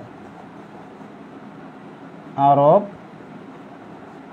আমিরাত, সংযুক্ত আরব আমিরাতকে ইংরেজিতে যে শর্টে কি বলে, ইউএই, ইউনাইটেড আরব আমিরাত না। আচ্ছা, তারপর হচ্ছে ও, এই যে ওটা আছে, জবের যে ওটা আছে, এই ওতে হবে হচ্ছে ওমান, ওমানে আমাদের দেশে অনেকেই থাকে, ওমান। তারপর এই যে বি আছে, বিতে হচ্ছে বাহরাইন,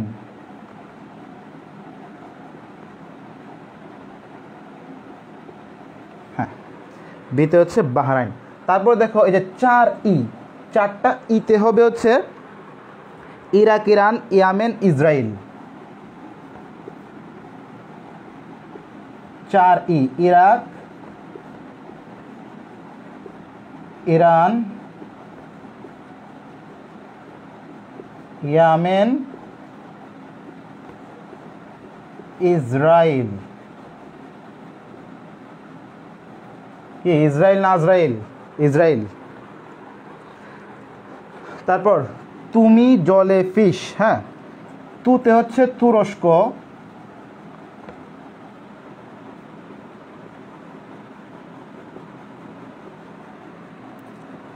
জতে জর্ডান, মিতে কিছু নাই,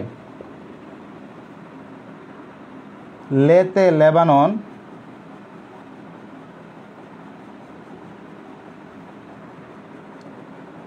ফিতে ফিলিস্তিন,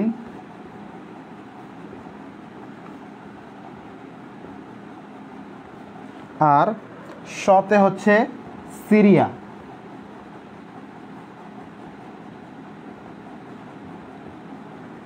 দেখো কাকু সৌদিতে জব করে, প্লাস 4 প্লাস তুমি জলে ফিশ। কাকু, কাতে কাতার, কুতে কুয়েত, সৌদিতে সৌদি আরব, যে জব করে, যেতে হচ্ছে জয়েন্ট আরব আমিরাত, মানে হচ্ছে সংযুক্ত আরব আমিরাত, ওতে ওমান, বিতে বাহরাইন। তারপর হচ্ছে 4 ইতে Iraq, Iran, Yemen, Israel, Iraq, Iran, Yemen, Israel, Iraq, Iran, Yemen, Israel. তুমি তো হচ্ছে তুরস্ক, হ্যাঁ মিতে কিছু নাই, হ্যাঁ মিতে কাটা, এটাতে কিছু নাই। তুতে হচ্ছে তুরস্ক, জতে জর্ডান, লেতে লেবানন, ফিতে ফিলিস্তিন, আর দন্তসুতে হচ্ছে সিরিয়া। আচ্ছা, এখন আমরা হচ্ছে এই সবগুলো দেশ যে আছে মধ্যপ্রাচ্যের যে 14টা দেশ, এই 14টা দেশের উপনিবেশগুলো পড়বো। হ্যাঁ,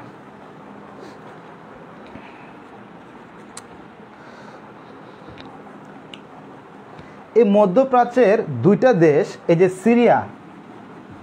সিরিয়া আর লেবানন, এই সিরিয়া লেবানন এই 2টা দেশ হচ্ছে ফ্রান্সের উপনিবেশ ছিল। সিরিয়া আর কি লেবানন ফ্রান্সের উপনিবেশ।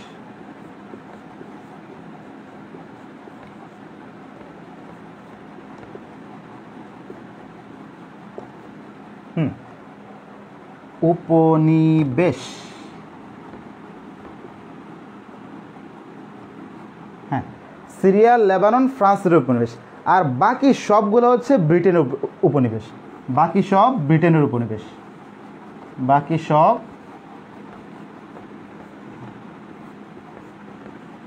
ব্রিটেনের উপনিবেশ।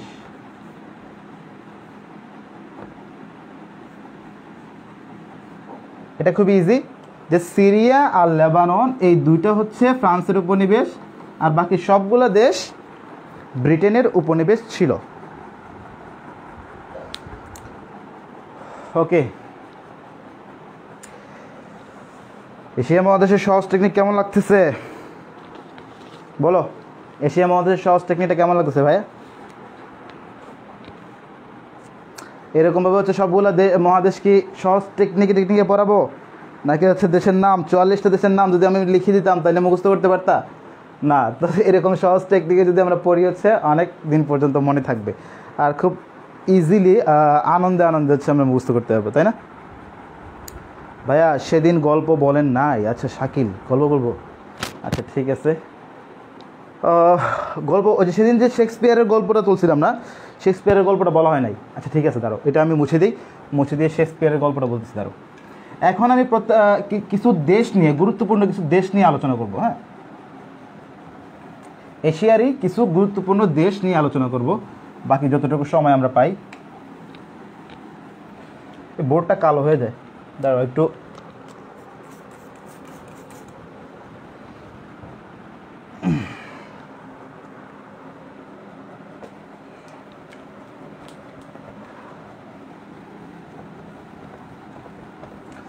শেক্সপিয়ারের গল্প,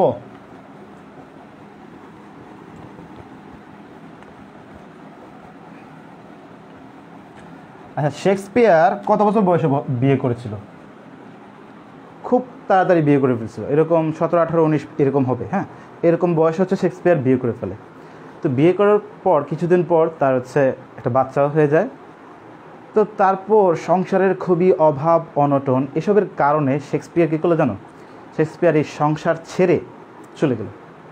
সে সংসার ছেড়ে চলে গেলো, এত অল্প বয়সে বিয়ে করে হচ্ছে বাচ্চা কাচ্চা হয়ে তারপর সে সংসার ছেড়ে হচ্ছে চলে গেল শেক্সপিয়ার। তো চলে যাওয়ার পর সে গেল হচ্ছে ব্রিটেনে ব্রিটেনে গিয়ে হচ্ছে ক্রিস্টোফার মার্লো ছিল তখন। ক্রিস্টোফার মার্লো তখনকার সময় যে নাটক লিখতো, হ্যাঁ নাটক উপস্থাপন করত, এর মধ্যে হচ্ছে পৃথিবীতে বিখ্যাত ছিল হচ্ছে ক্রিস্টোফার মার্লো। হয়তো বা তোমরা অনেকেই ক্রিস্টোফার মার্লোর নাম শোনো নাই। তো ক্রিস্টোফার মার্লো ছিল খুবই বিখ্যাত, যে ব্রিটেনের রানী হচ্ছে ক্রিস্টোফার মার্লোর নাটক দেখতে যাইতো। হ্যাঁ, তো প্রত্যেক সোমবারে বা মঙ্গলবারে হচ্ছে ক্রিস্টোফার মার্লোর সোমবারে হচ্ছে ক্রিস্টোফার মার্লোর নাটক দেখার জন্য ব্রিটেনের রানী থিয়েটারের মধ্যে চাইতো। হ্যাঁ, গিয়ে হচ্ছে নাটক দেখতো। তো এইদিকে শেক্সপিয়ার বেচারা বিয়ে করে সংসার সব পালায় টালায় হচ্ছে চলে গেছে। চলে যাওয়ার পর সে ঘুরতেছে রাস্তায় ঘুরতেছে, কী করবে, কোথায় কাজ পাবে। তো যাইতে হচ্ছে ক্রিস্টোফার মার্লোর কাছে গেছে। ক্রিস্টোফার মার্লোর কাছে গিয়ে বললো যে আমি হচ্ছে অনেক দিন পর্যন্ত ঘুরতেছি, তো আমার হচ্ছে অনেক দিন পর্যন্ত আমি খাই না, হ্যাঁ আমাকে হচ্ছে কিছু একটা কাজ দেন। হ্যাঁ, তো ক্রিস্টোফার মার্লো তো সে তো অনেক বড় নাট্যকার, তো সে তার কাছে তো এগুলো ব্যাপারই না। সে বলে আচ্ছা ঠিক আছে, তুমি কাজ করতে চাও তাহলে তুমি আমার থিয়েটারে কাজ করো। হ্যাঁ, থিয়েটারের যে ঘোড়াগুলো আছে ওই ঘোড়াগুলোকে তুমি হচ্ছে ঠিক সময়ে থিয়েটারে নিয়ে আসবা, আবার হচ্ছে ঘোড়াগুলোকে খাওয়া দাওয়া বা ঘোড়াগুলোকে লালন পালন করবা। তো শেক্সপিয়ার বলে আচ্ছা ঠিক আছে। তো সে প্রতিদিন কী করতো, সে যখন নাটক যখন মঞ্চায়িত হইতো তখন ঘোড়া লাগতো না, ঘোড়া লাগতো বিভিন্ন জিনিস লাগতো। যখন ঘোড়া লাগতো তখন সে ঘোড়াটাকে নিয়ে আসতো। তো ঘোড়াটাকে নিয়ে আসার পর সে চিন্তা করলো যে এটা নাটক, মঞ্চে হচ্ছে একজন মানুষ এইভাবে কথা বলতেছে, এইভাবে সংলাপ দিচ্ছে, এটা নাটক। হ্যাঁ, এটা তো খুবই ইজি জিনিস। হ্যাঁ, তো সে বাসায় গিয়ে রাতের বেলা বসে একটা নাটক লিখে ফেললো এক রাতে। এডওয়ার্ড 7 নামে একটা নাটক আছে, রাজা এডওয়ার্ড 1, 2, 3, 4 এরকম হচ্ছে 7 জন রাজার নিয়ে গল্প নিয়ে হচ্ছে একটা নাটক আছে। সেই নাটকটা সে এক রাতে লিখে ফেললো। সে এক রাতে লিখিয়ে তারপর হচ্ছে ক্রিস্টোফার মার্লোকে এনে দিল, যে এই যে দেখুন হচ্ছে আমার নাটক, এটা আমি লিখছি। তো ক্রিস্টোফার মার্লো বললো তুমি যে নাটক লিখো তুমি? না, নাটক তো এটা কোনো ব্যাপারই না, আমি এটা অনেক আগের থেকেই লিখি নাটক। হ্যাঁ, নাটক আমি কোনো ব্যাপারই না, এটা হচ্ছে আমি ছোটোবেলা থেকে নাটক লিখি। হ্যাঁ, কত নাটক আমার পড়ে আছে আপনি জানেন। ক্রিস্টোফার মার্লো নাটকটা পড়লে হচ্ছে আচ্ছা তুমি অনেক ভালো নাটক লিখো, আচ্ছা ঠিক আছে তোমার এই নাটকটা আমি বুধবারে হচ্ছে মঞ্চায়িত করবো। হ্যাঁ, তো আমার নাটক তো সোমবারে চলে, তোমার নাটক আমি বুধবারে করে দিব, ঠিক আছে। তো ওই সপ্তাহে কী হইলো, ওই সপ্তাহে রানী যে প্রত্যেক সোমবারে আসতো, সোমবারে কোনো একটা কারণে রানী আসে নাই, কিন্তু আসছে বুধবারে আসছে, যেদিন শেক্সপিয়ারের নাটকটা যেদিন মঞ্চায়িত হয় সেদিন আসছে। সেদিন আসার পর যখন দেখলো যে নাটক দেখলো এডওয়ার্ড 7 নাটক দেখে, তো রানী তো অবাক হয়ে গেল যে এত সুন্দর নাটক, এই নাটক কে লিখছে এটা। হ্যাঁ, ক্রিস্টোফার মার্লোকে ডেকে পাঠালো, হ্যাঁ যে এই নাটককে আপনি লিখছেন? না, এটা আমি লিখি নাই, একটা ছেলে হচ্ছে আমার এখানে ঘোড়া দেখাশোনা করে, নাম হচ্ছে শেক্সপিয়ার, সে লিখছে নাটক। তো এখন রানী তো খুবই খুশি হওয়ার পর বলতে শেক্সপিয়ারকে ডেকে নিয়ে আসো। হ্যাঁ, শেক্সপিয়ারকে ডেকে নিয়ে আসা হলো। শেক্সপিয়ারকে ডেকে নিয়ে আসার পরে এখন শেক্সপিয়ারকে বলছে তুমি এই নাটক লিখছো? শেক্সপিয়ার বলে, হ্যাঁ ম্যাম এরকম নাটক তো আমি বহুত লিখি, এটা তো ছোটোখাটো একটা নাটক, এটা কোনো ব্যাপারই না, আমি অনেক নাটক লিখি। তাহলে হচ্ছে আমি প্রত্যেক সপ্তাহে তোমার নাটক দেখতে আসবো, তুমি প্রত্যেক সপ্তাহে আমার জন্য একটা নাটক লিখে রাখবা, আমি প্রত্যেক সপ্তাহে তোমার নাটক দেখতে আসবো। আর নাও হচ্ছে অনেক ডলার দিল তাকে, হ্যাঁ ধরো হচ্ছে 3-4 লাখ ডলার দিয়ে দিল, হ্যাঁ অনেক টাকা দিল, প্রচুর টাকা পায় শেক্সপিয়ার। এখন তো সে একদম খুবই কি আমাদের কাছে হুট করে যখন কারোর কাছে অনেক বেশি টাকা চলে আসে, সে কী করে, কোন দিক দিয়ে খরচ করবে এটার কোনো মানে পায় না। তো সে হচ্ছে কিছু টাকা একটা বান্ডেলের মধ্যে ঢুকাই হচ্ছে উপরে একটা চিঠি লিখলো যে প্রিয়তমা স্ত্রী, আমি আর আসবো না, তুমি তোমার সন্তানদেরকে নিয়ে সুখী থেকো, হ্যাঁ লিখে হচ্ছে কিছু টাকা তার যে স্ত্রী ছিল তার স্ত্রীকে দিয়ে দিল। ওকে, তার স্ত্রীকে দিয়ে দিল, সে আর আসবে না, সে এখানে থাকবে। তো সে রাত্রেবেলা গেল হচ্ছে হোটেলে খাইতে গিয়ে যখন দেখে যে হোটেল কি বলে এটাকে, যে সার্ভ করে, হ্যাঁ যে মহিলা হচ্ছে হোটেলে খাবার সার্ভ করে, তো এই মহিলাকে দেখার পর তার ভালো লেগে বললো যে আমি তোমাকে বিয়ে করবো, তুমি কি রাজি আছো? মহিলা বলে আচ্ছা ঠিক আছে, ওকে বিয়ে করবো, ঠিক আছে। তারপর হচ্ছে তারা বিয়ে করে ফেললো। আচ্ছা ঠিক আছে, এই একটু পর্যন্ত শোনো, এরপরে হচ্ছে বাদ বাকি আরও অনেক বহুত কাহিনী আছে, আর আমাদের পড়াও আছে বহুত। হ্যাঁ,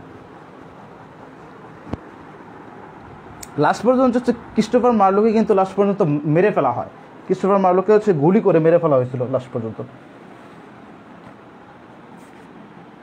আচ্ছা, এখন আমরা হচ্ছে কিছু কিছু দেশ সম্পর্কে জানবো। হ্যাঁ,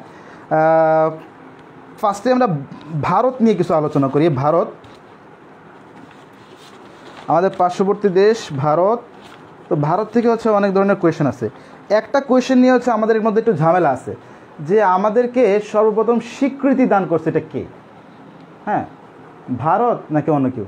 এটা হচ্ছে ভারত হবে এটা। হ্যাঁ, তো অনেকে হচ্ছে ভুটান বলে বা কি বলে, তো এটা হবে না। সর্বপ্রথম বাংলাদেশকে স্বীকৃতি দান করছে হচ্ছে ভারত। আচ্ছা, ভারত হেডলাইন করো। ভারত নিয়ে অল্প কয়েকটা বলবো, তোমরা বইতে পড়ে নিবা তোমরা, আমি গুরুত্বপূর্ণ কিছু কিছু বলবো। ভারতের প্রথম রাষ্ট্রপতি, ভারতের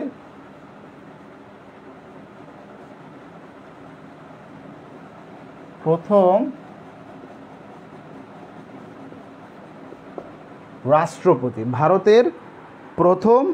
রাষ্ট্রপতি তার নাম হচ্ছে রাজেন্দ্র প্রসাদ।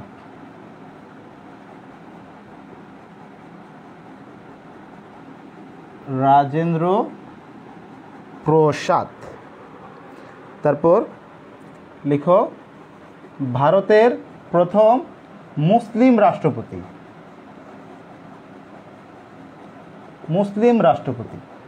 ভারতের প্রথম মুসলিম রাষ্ট্রপতি ডক্টর জাকির হোসেন।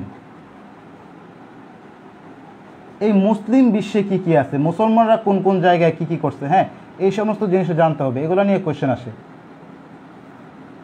ডক্টর জাকির হোসেন। ওকে, আচ্ছা, ভারতের প্রথম মহিলা রাষ্ট্রপতি। হ্যাঁ, মহিলা সম্পর্কে আছে যে মহিলা রাষ্ট্রপতি সম্পর্কে, ভারতের প্রথম মহিলা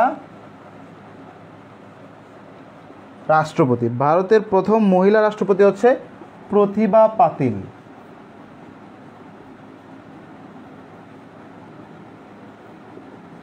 পৃথিবীতে মহিলারা কি কি করছে এই সমস্ত জিনিস নিয়ে হচ্ছে কোয়েশ্চেন আসে, যে পৃথিবীতে মহিলারা হচ্ছে কোন কোন জায়গায় কোন কোন ভালো ভালো অবস্থান নিচ্ছে, হ্যাঁ এই সমস্ত জিনিস নিয়ে হচ্ছে কোয়েশ্চেন আসে। ভারতের প্রথম মহিলা রাষ্ট্রপতি কে ছিলেন? প্রতিভা পাতিল।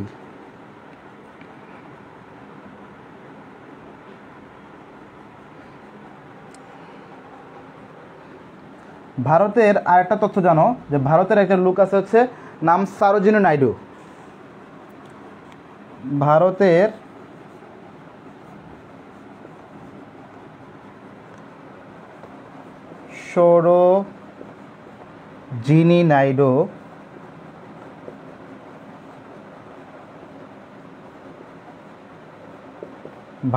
সরোজিনী নাইডু সে হচ্ছে নাইটিঙ্গেল অফ ইন্ডিয়া নামে পরিচিত।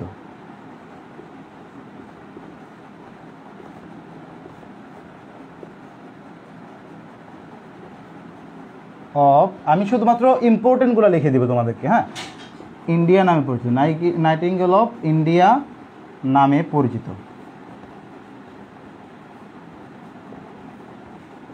যদি কোয়েশ্চেন আসে যে ভারতের সরোজিনী নাইডু, ভারতের নাইটিঙ্গেল অফ ইন্ডিয়া নামে পরিচিত ভারতের কে, তো এখন তখন হচ্ছে আমরা অ্যান্সার কী করব, সরোজিনী নাইডু, হ্যাঁ।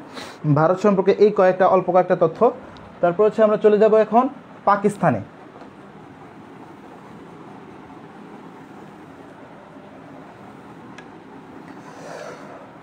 তোমাদের জন্য একটু সুখবর আছে, যেটা আমি আজকে একটা অর্ডার করে দিচ্ছি, যে আমাদের লাইটিংয়ের মনে একটু প্রবলেম হয়, যে লাইটটা আলোটা একটু কম হয়, হ্যাঁ। দুইটা লাইটের অর্ডার করলাম আজকে, যে দুই পাশে দুইটা লাইট থাকবে, মাঝখানে হচ্ছে আলোটা অনেক বেশি দেবে, যে বক্স লাইটগুলো যে আছে এই বক্স লাইটগুলোর অর্ডার করছি। আস্তে আস্তে হচ্ছে সব কিছুই করতেছি, কারণ হুট করে তো শুরু করছি এবছর, ইনশাল্লাহ আস্তে আস্তে অনেক ভালো কিছু হবে। এবার আসলে পাকিস্তান সম্পর্কে কিছু বলি। তো পাকিস্তানে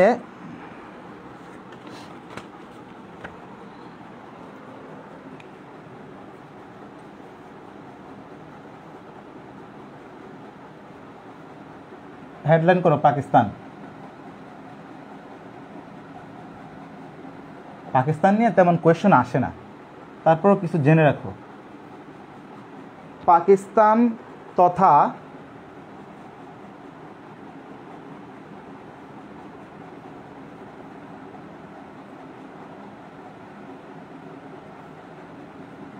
মুসলিম বিশ্বের,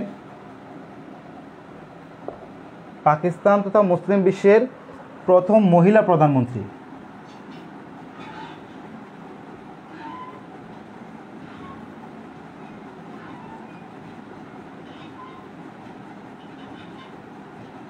হ্যাঁ, পাকিস্তান তথা মুসলিম বিশ্বের প্রথম মহিলা প্রধানমন্ত্রী কে ছিলেন?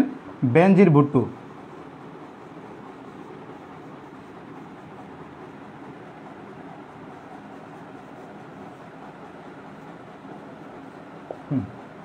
বেনজির ভুট্টো, ভুট্টো বানানো অনেক দীর্ঘকার হবে। বেনজির ভুট্টো, পাকিস্তান তথা মুসলিম বিশ্বের প্রথম মহিলা প্রধানমন্ত্রী ছিল বেনজির ভুট্টো। আচ্ছা, এখন কি একটা কোয়েশ্চেন আসে না আমাদের কাছে, যে পাকিস্তান তথা মুসলিম বিশ্বের প্রথম মহিলা প্রধানমন্ত্রী ছিল, তাহলে হচ্ছে মুসলিম বিশ্বের প্রথম মহিলা প্রেসিডেন্ট কে ছিল? তারপর পৃথিবীতে সর্বপ্রথম মহিলা প্রেসিডেন্ট কে ছিল? পৃথিবীতে সর্বপ্রথম মহিলা প্রধানমন্ত্রী কে ছিল? পৃথিবীতে সর্বপ্রথম মুসলিম বিশ্বের সর্বপ্রথম মহিলা প্রেসিডেন্ট কে ছিল? পৃথিবীতে সর্বপ্রথম মহিলা, আমি বললামই যে এখানে হচ্ছে এই প্রধানমন্ত্রী ছিল হচ্ছে বেনজির ভুট্টো। হ্যাঁ, এই অপশনটা হচ্ছে তোমরা এখানে ছোট্ট করে লিখে রাখো, নোট লিখো, NOTE, নোট লিখো। নোটের মধ্যে লিখো যে বিশ্বের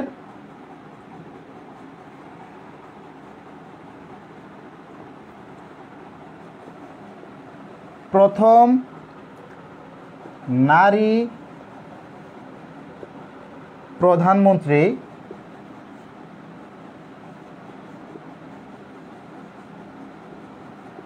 বিশ্বের প্রথম নারী প্রধানমন্ত্রী হলেন শ্রী মাভো বন্দরনায়েকে।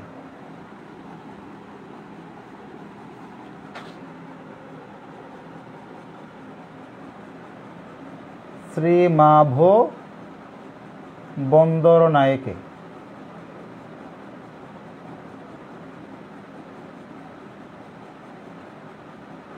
শ্রী মাভো বন্দরনায়েকে, হ্যাঁ, শ্রী মাভো বন্দরনায়েকে হচ্ছে কোন দেশের? সে হচ্ছে শ্রীলঙ্কার। বিশ্বের প্রথম নারী প্রধানমন্ত্রী। হ্যাঁ, তাহলে বিশ্বের প্রথম নারী প্রধানমন্ত্রী হচ্ছে শ্রী মাভো বন্দরনায়েকে। হ্যাঁ, এরপর হচ্ছে লিখো বিশ্বের প্রথম মুসলিম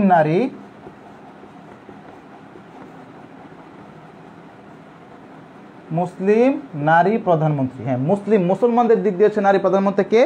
বেনজির ভুট্টো।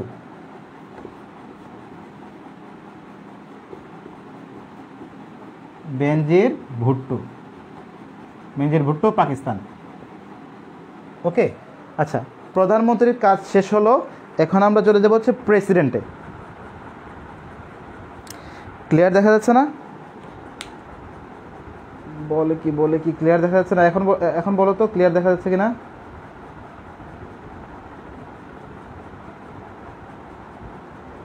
আসলে লং টাইম ক্লাস নিলে হচ্ছে এরকম মাঝে মাঝে একটু ঝাপসা হয়ে যায়।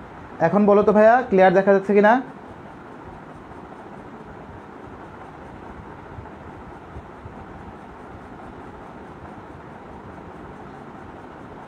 আমি অনিককে অনেকদিন ধরে দেখতেছি না। হ্যাঁ, অনিক কোথায়? অনিক কি আমাদের ক্লাস দেখো না? অনিক কোনো কমেন্টও করে না কি ছেলেটা? কি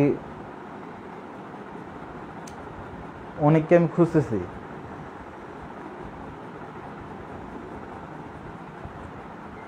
এখন কি ক্লিয়ার দেখা যাচ্ছে ভাই? 100% ঠিক আছে, ওকে। হ্যাঁ, একটু একটু দেখা যায়। হ্যাঁ, আচ্ছা, মনে হয় তাহলে তোমার এখানে নেটওয়ার্কের প্রবলেম হবে। আমার এখানে নেটওয়ার্কের প্রবলেম নেই, কারণ আমি বারবার চেক করতেছি। নেটওয়ার্ক যদি আমার এখানে মোটামুটি 300 প্লাস থাকে, 300 কেবিপিএস প্লাস থাকে, তাইলেই ক্লিয়ার থাকে। ফেসবুক লাইভ তো বেশি লাগে না। তো গতকালকে 300 কি, গতকালকে 100ই উঠতো না, এরকম হয়েছিল গত ক্লাসে, এজন্য খারাপ হয়ে গেছিলো। আচ্ছা দেখো, বিশ্বের প্রথম নারী প্রধানমন্ত্রী শ্রী মাহবুব বন্দর নায়েকে, শ্রীলঙ্কা। আর বিশ্বের প্রথম মুসলিম নারী প্রধানমন্ত্রী হচ্ছে বেনজির ভুট্টো। তারপর দেখো এখন প্রেসিডেন্টে চলে যাব। বিশ্বের প্রথম নারী প্রেসিডেন্ট, এগুলা কোনো বইতে তোমরা সাজায়া দেওয়া পাবা না, খুব কম পাবা। হ্যাঁ, আমি হচ্ছে এগুলো তোমাদের জন্য অনেকগুলা তথ্য কালেক্ট করে সাজাই ফেলছি, যেন এক জায়গায় তোমরা পেয়ে যাও। বিশ্বের প্রথম নারী president Isabella Peron.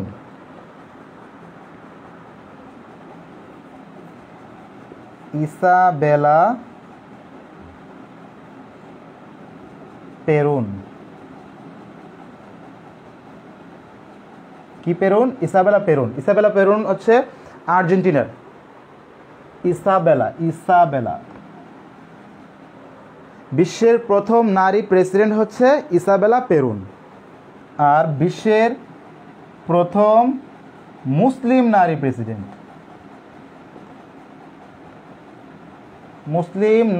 President,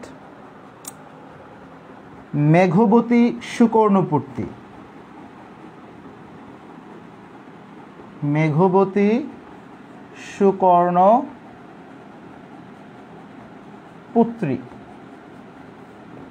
Meghbati সুকর্ণপুত্রী হচ্ছে ইন্দোনেশিয়ার ওই যে আহমদ সুকর্ণপুর্তি আছে, আহমদ সুকর্ণপুর্তির ডটার, মানে কন্যা। আহমদ সুকর্ণপুর্তির কন্যা হচ্ছে মেঘবতী সুকর্ণপুর্তি, ইন্দোনেশিয়ার। সে মুসলিম বিশ্বের, অর্থাৎ বিশ্বের মুসলমান নারীদের মধ্যে হচ্ছে সর্বপ্রথম প্রেসিডেন্ট। ওকে, আচ্ছা, এতটুকু শেষ হলো। আমরা এখন থার্ড হচ্ছে অন্য আরেকটা টপিকে যাই। টাইমটা দেখি আর কতটুকু সময় আছে। আচ্ছা, আর সময় আছে, অনেক সময় আছে।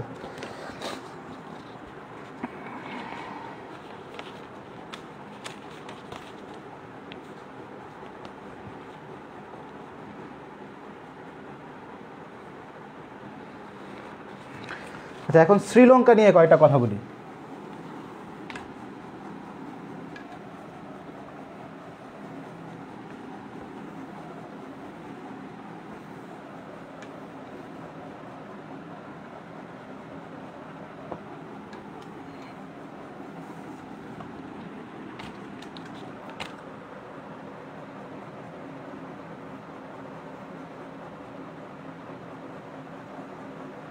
শ্রীলঙ্কা, হ্যাঁ, শ্রীলঙ্কাতে জানো, শ্রীলঙ্কার ইসলামিক একটা তথ্য আছে। এটা হচ্ছে সর্বপ্রথম যে আল্লাহ পাক রব্বুল আলামিন আদম আলাইহিস সালামকে পৃথিবীতে প্রেরণ করেছিলেন, তখন হচ্ছে সর্বপ্রথম কোন জায়গায় হচ্ছে ওনাকে প্রেরণ করেছিলেন? সেটা হচ্ছে শ্রীলঙ্কাতে। হ্যাঁ, তোমরা ভাবতে পারো যে হয়তো বা সৌদি আরব হবে। হ্যাঁ, এরকম না, এটা হচ্ছে শ্রীলঙ্কাতে সর্বপ্রথম হজরত আদম আলাইহিস সালামকে আল্লাহ পাক হচ্ছে সেখানে প্রেরণ করেছিলেন। আর যে জায়গাটার মধ্যে হচ্ছে উনি হয়েছিলেন, এই যে পাহাড়টা, এই পাহাড়ের নাম হচ্ছে অ্যাডামস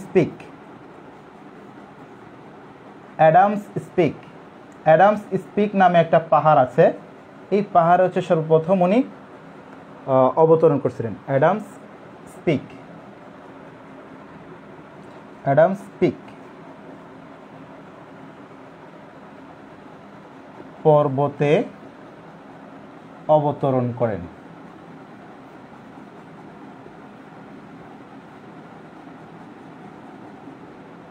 হযরত আদম আলাইহিস সালাম। হ্যাঁ, এটা তোমরা খাতায় লিখে রাখো, আমি সবটা লিখতেছি না। আচ্ছা, শ্রীলঙ্কার প্রধানমন্ত্রীর যে সরকারি বাসভবন আছে, শ্রীলঙ্কার প্রধানমন্ত্রী, এটা খুবই গুরুত্বপূর্ণ তথ্য, শ্রীলঙ্কার প্রধানমন্ত্রীর সরকারি বাসভবনের নাম হচ্ছে temple tree. Temple tree, temple tree নামে হচ্ছে একটা বাসভবন আছে, এটা হচ্ছে শ্রীলঙ্কার প্রধানমন্ত্রীর সরকারি বাসভবন। যুক্তরাষ্ট্রের সরকারি বাসভবনের নাম কি? হোয়াইট হাউস, সবাই জানি তাই না?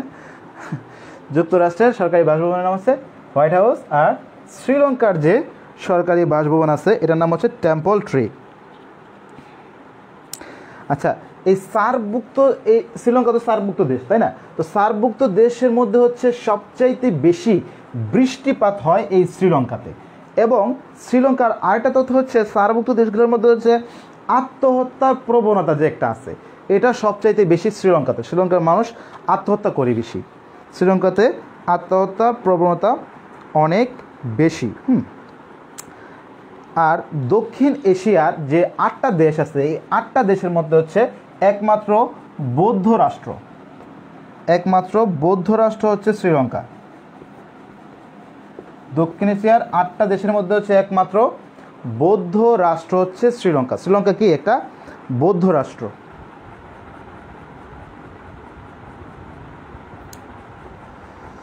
আচ্ছা, মাঝে মাঝে হয়তো বা ক্লিয়ার দেখা যায় না, এটা হচ্ছে লং টাইম ক্লাস নেওয়ার কারণে এটা মাঝে মাঝে হয় এরকম। তো যখন ক্লিয়ার দেখা যায় না, তোমরা তো কথাটা শুনতে পাও, তো আন্দাজ করে লিখে ফেলো, আর একটু পরে দেখো যে আবার ক্লিয়ার হয়ে যাবে।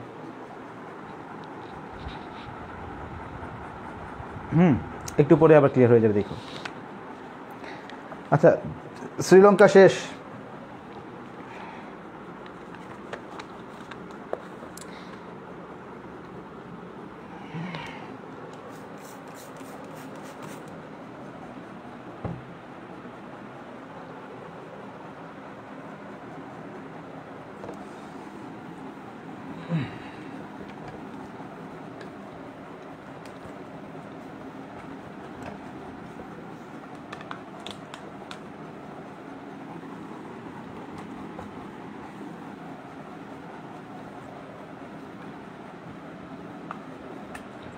শ্রীলঙ্কা শেষ। এখন আসো এই দক্ষিণ এশিয়ার যে 8টা দেশ আছে এটা নিয়ে হচ্ছে একটু কিছু গুরুত্বপূর্ণ তথ্য কিছু বলে দিই।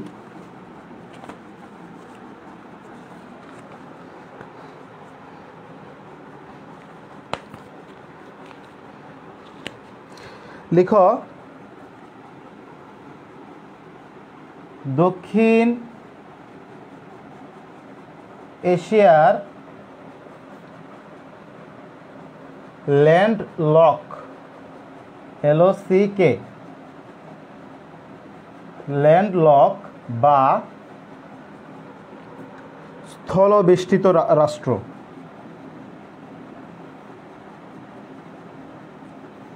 স্থলবেষ্টিত রাষ্ট্র 3টি। দক্ষিণ এশিয়ার ল্যান্ডলক বা স্থলবেষ্টিত রাষ্ট্র হচ্ছে কয়টা? 3টা। মানে এর চারপাশে সব দিকে হচ্ছে কি স্থল, কোনো জল নাই। হ্যাঁ, আমাদের হচ্ছে কি জলভাগ আছে, যেমন বঙ্গোপসাগর, ওই দিকটা হচ্ছে কি সীমান্তবর্তী অনেক জায়গায় হচ্ছে জলভাগ আছে, কিন্তু এখানে কি দক্ষিণ এশিয়ার ল্যান্ডলক বা চারপাশে স্থলবেষ্টিত এরকম হচ্ছে 3টা দেশ আছে। এটা নিয়ে হচ্ছে ঢাকা বিশ্ববিদ্যালয়ের প্রশ্ন আসে। 3টা হচ্ছে আফগানিস্তান, নেপাল, ভুটান।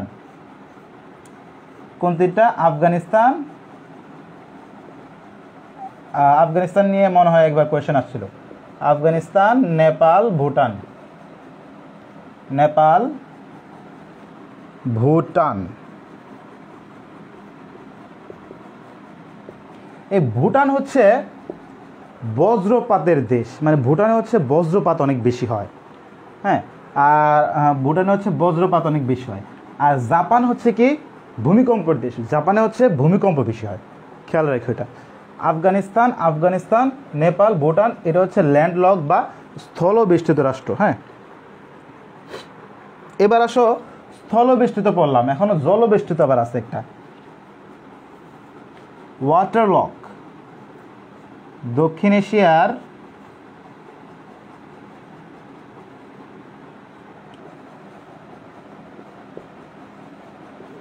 ওয়াটারলক বা জলবেষ্টিত রাষ্ট্র।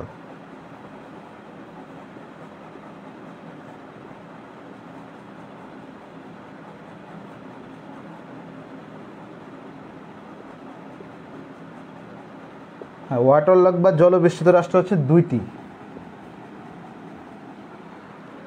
শ্রীলঙ্কার মালদ্বীপ। এগুলো হচ্ছে চারপাশে জলবেষ্টিত, কোনো স্থল নাই চারপাশে। শ্রীলঙ্কা, মালদ্বীপ, এগুলো চারপাশে জল, কোনো স্থল নাই চারপাশে কোনো জায়গায়।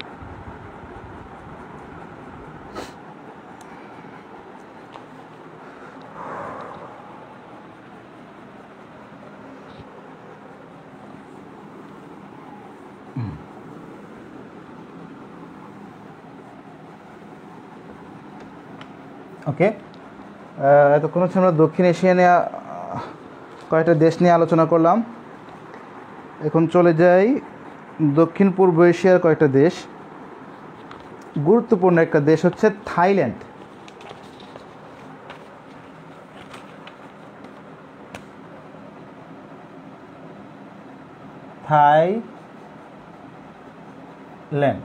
থাইল্যান্ড হচ্ছে পৃথিবীতে একমাত্র দেশ যে দেশকে কখনোই কোনো দেশ শাসন করতে পারে নাই।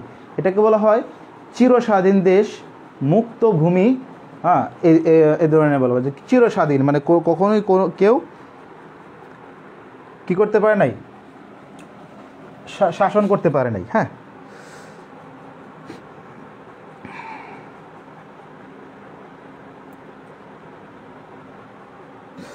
এছাড়াও হচ্ছে সাদা হাতির দেশ, পরীক্ষাতে প্রশ্ন আসে যে শ্বেত হস্তির দেশ কোনটা, এটা হচ্ছে থাইল্যান্ড। সাদা হাতির দেশ আর শেম দেশ নামে পরিচিত হচ্ছে থাইল্যান্ড। শেম দেশ, এই দুইটা নামে হচ্ছে পরিচিত থাইল্যান্ড।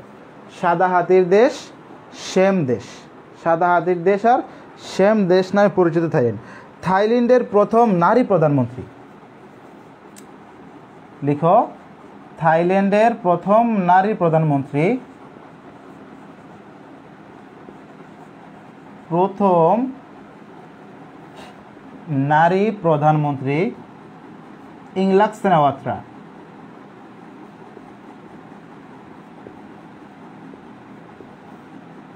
থাইল্যান্ডের প্রথম নারী প্রধানমন্ত্রী কে? ইংলাক সেনাওয়াত্রা।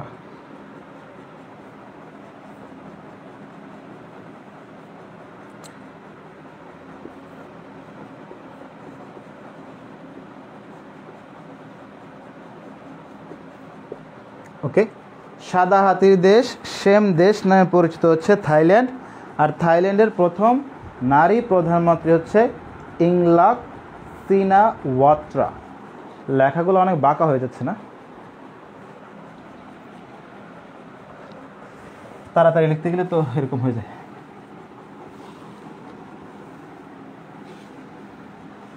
আচ্ছা, তোমাদের কিন্তু হচ্ছে কয়টা কয়টা করে লেকচার শেষ হচ্ছে? বাংলার 2টা, ইংলিশের 2টা, আর আজকে সাধারণ জ্ঞানের একটা গেছে না? আজকে সাধারণ জ্ঞান 3টা হওয়ার কথা ছিল, কিন্তু একটা শুধুমাত্র শেষ হচ্ছে। আচ্ছা, আলহামদুলিল্লাহ একটাতে শেষ হয়েছে, আমরা যে শুরুটা করতে পারছি এটাই অনেক বড় ব্যাপার। আসলে সাধারণ জ্ঞানের ক্লাসের দিন বুঝি না যে কেন জন্য কী ঝামেলা পড়ে যায়।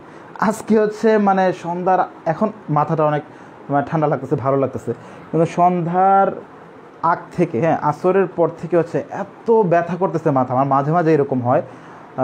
সে এটা কিছুদিন আগে, 1 মাস আগের থেকে এরকমটা শুরু হয়েছে যে মাঝে মাঝে এরকম হয়। সাধারণ কোনো ওষুধ খাইলেও শেষ হয় না।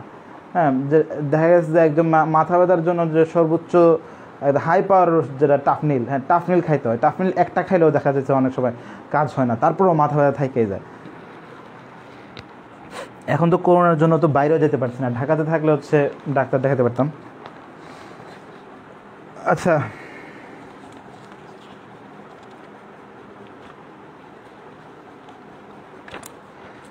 এবার আসো জাপান নিয়ে কিছু কথা বলি। জাপান,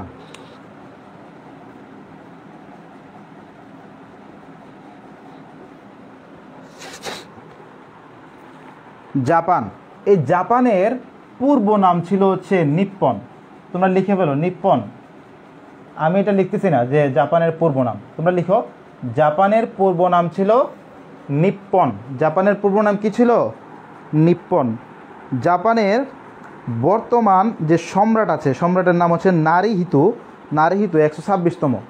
জাপানের বর্তমান সম্রাটের নাম কি? নারিহিতো। নারিহিতো, সে 126তম সম্রাট।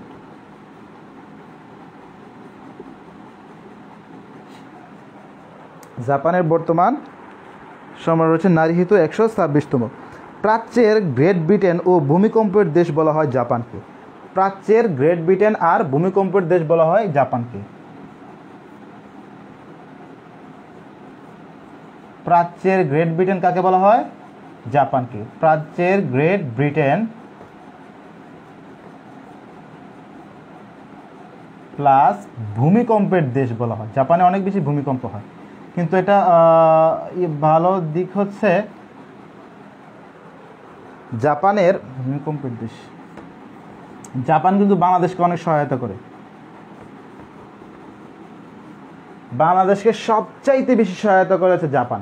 জাপানের একটা সহযোগিতা সংস্থা আছে, নাম হচ্ছে জাইকা। JICA, JICA. জাটকা না কিন্তু, জাইকা। জাটকা ইলিশ মাছ পাবো না, এটা হচ্ছে জাইকা। জাপানের জাইকা নামক একটা সংস্থা আছে, এটা হচ্ছে বাংলাদেশকে সবচাইতে বেশি সহায়তা করে। এগুলো ছোটো করে লিখে ফেলো। আমি যদি সবগুলো লিখতে যাই তাহলে আমি বেশি পড়াইতে পারবো না, এই জন্য ছোটো ছোটো করে লিখতেছি। হ্যাঁ, জাপানের যেহেতু এই জাইকা নামক সংস্থাটা বাংলাদেশকে সবচাইতে বেশি সাহায্য প্রদান করে, তাহলে আমরা বলতে পারি যে পৃথিবীর মধ্যে, বিশ্বের মধ্যে বাংলাদেশকে সহযোগিতা দানকারী প্রধান দেশ হচ্ছে সর্বপ্রধান দেশ কোনটা? জাপান, তাই না? জাপান হচ্ছে বাংলাদেশকে সবচেয়ে বেশি সহায়তা দান করে। আচ্ছা ঠিক আছে, জাপান নিয়ে এই হলো তথ্য। এবার আমরা চলে যাব চীনে। একটু চীন থেকে ঘুরে আসি। অনেক জায়গায় ঘুরলাম, একটু চীন থেকে ঘুরে আসি। ওয়ান বেল্ট ওয়ান রোড এর প্রবক্তা কে? চীন। এই চীন নিয়ে একটা তথ্য আছে, আমি তোমাদেরকে বলি। চীন, হ্যাঁ, চীন হচ্ছে ওয়ান বেল্ট ওয়ান রোড এর প্রবক্তা কে? চীন। চীনে এক দেশে দুই নীতি, অর্থাৎ সমাজতন্ত্র এবং গণতন্ত্র দুইটাই আছে হচ্ছে চীনে। হ্যাঁ, এক দেশে দুই নীতি কোন দেশে আছে? চীনে আছে। হ্যাঁ, তো চীনে হচ্ছে দুইটা ছিল, পার্টি ছিল। এটা হচ্ছে কমিউনিস্ট পার্টি আর এটা হচ্ছে জাতীয়তাবাদী দল। হ্যাঁ, তো জাতীয়তাবাদী দল আর কমিউনিস্ট পার্টি দুইটা হচ্ছে একটা হওয়ার পরে তো কমিউনিস্ট পার্টিটা জয়লাভ করে। হ্যাঁ, আর জাতীয়তাবাদী দল যেটা, ওরা হচ্ছে চলে যায়, তাইওয়ানে চলে যায়। ওই যে কমিউনিস্ট পার্টি, এই কমিউনিস্ট পার্টির যে নেতা ছিল, সেই নেতার নাম হচ্ছে মাও সেতুং। মাও সেতুংয়ের নাম অনেকে শুনছো তোমরা, মাও সেতুং। কমিউনিস্ট পার্টির নেতা হচ্ছে মাও সেতুং। এই মাও সেতুং হচ্ছে চীনের জন্য অনেক কাজ করছে, চীনের উন্নয়নের জন্য। হ্যাঁ, চীনের যে সাংস্কৃতিক যে বিপ্লব হয়েছিল, হ্যাঁ, ওই সাংস্কৃতিক বিপ্লবের নেতৃত্ব দিয়েছে এই মাও সেতুং। তো অনেক কাজ করছে মাও সেতুং। তো এই জন্য কী হয়েছে জানো? এই জন্য যে ঝামেলাটা হয়েছে আমাদের বাংলাদেশে। আমার বাংলাদেশের হচ্ছে কিছু বাজারের কিছু বই আছে, বইতে লিখে যে চীনের কি বলে, যে জাতির জনক, কিছু বইতে লেখা আছে চীনের জাতির জনক মাও সেতুং। মাও সেতুং এত কাজ করছে চীনের জন্য, কিন্তু চীনের জাতির জনক মাও সেতুং, এটা হচ্ছে ভুল তথ্য। সঠিক তথ্যটা হচ্ছে সান ইয়াত সেন। চীনের জাতির জনক কে? সান ইয়াত সেন। চীনের জাতির জনক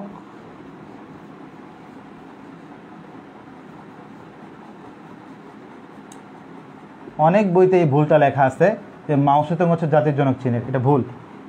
চীনের জাতির জনক সান ইয়াত সেন।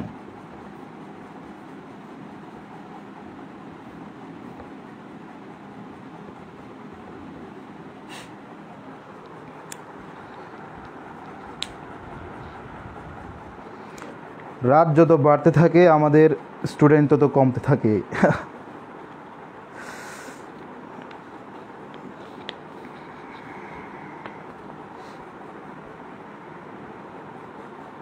আচ্ছা, এই যে চীন আছে, যে চীনের যে রাজা, সেই রাজার উপাধি হচ্ছে সন অফ গড।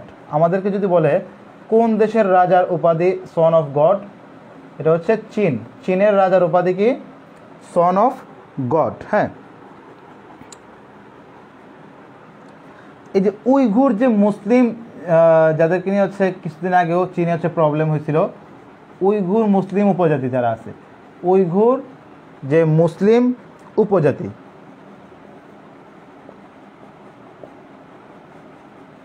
হ্যাঁ, উইঘুর মুসলিম উপজাতিরা বসবাস করে হচ্ছে চীনে। চীনের কোন জায়গায়? জিনজিয়াং নামে একটা প্রদেশ আছে, ওই জিনজিয়াং প্রদেশে হচ্ছে এই চীনের জিনজিয়াং প্রদেশে উইঘুর যে মুসলমানরা আছে, এই মুসলমানরা বসবাস করে চীনের জিনজিয়াং প্রদেশে। কোথায়? চীনের জিনজিয়াং প্রদেশে।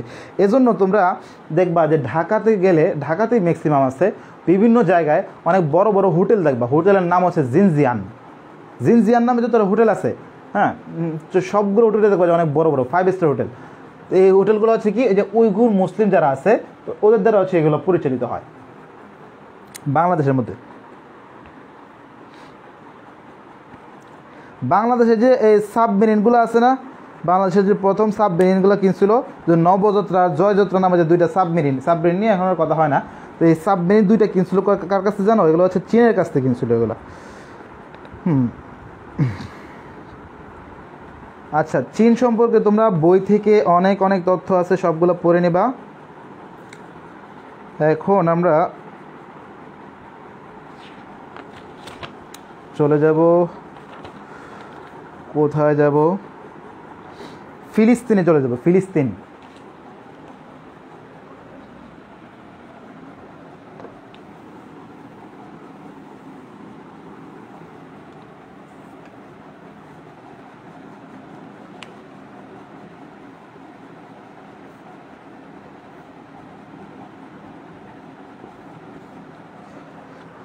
ফিলিস্তিন, ফিলিস্তিনকে কী বলা হয় জানো? ফিলিস্তিনকে বলা হয়েছে পবিত্র ভূমি বলা হয় ফিলিস্তিনকে।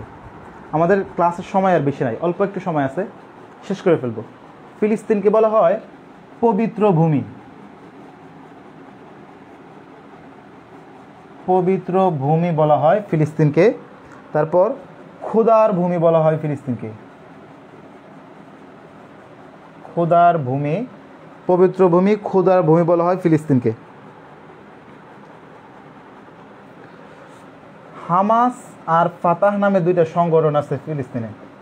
হামাস, ফাতাহ নামে 2টা সংগঠন আছে ফিলিস্তিনে। তোমাদেরকে যদি প্রশ্ন করে যে ফাতাহ নামে যে সংগঠনটি রয়েছে সেটি হচ্ছে কোন দেশে অবস্থিত, সেটা হচ্ছে ফিলিস্তিনে। আচ্ছা, আল আকসা মসজিদ যে ফিলিস্তিনে অবস্থিত, এটা তো আমরা জানি, তাই না? কিন্তু আল আকসা মসজিদ, এই মসজিদের হচ্ছে আর একটা নাম আছে। হ্যাঁ, এটা হচ্ছে নামটা হচ্ছে Dome of the Rock. Al Aqsa মসজিদের আরেকটা নাম কি? Dome of the Rock. Dome of the Rock. Al Aqsa মসজিদ যে ফিলিস্তিনে অবস্থিত এটা আমরা জানি, তো আল আকসা মসজিদের আরেকটা নাম যে ডোম অফ দ্য রক, এটা আমরা অনেকে হয়তো জানি না। আচ্ছা,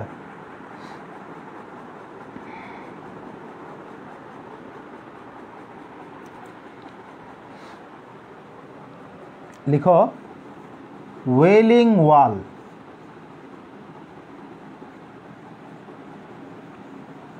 ওয়েলিং ওয়াল অবস্থিত ফিলিস্তিনে। এগুলো কিন্তু পরীক্ষাতে অনেক অনেক প্রশ্ন আসে, এগুলা ফেলাফেলা করলে চলবে না। ওয়েলিং ওয়াল কোথায় অবস্থিত? ফিলিস্তিনে অবস্থিত। তারপর পিএলও নামে একটা সংগঠন আছে, এটা হচ্ছে ফিলিস্তিনে অবস্থিত। এই পিএলও হচ্ছে প্যালেস্টাইন লিবারেশন অর্গানাইজেশন। পিএলও এর পূর্ণরূপ প্যালেস্টাইন লিবারেশন অর্গানাইজেশন। হ্যাঁ, পিএলও হচ্ছে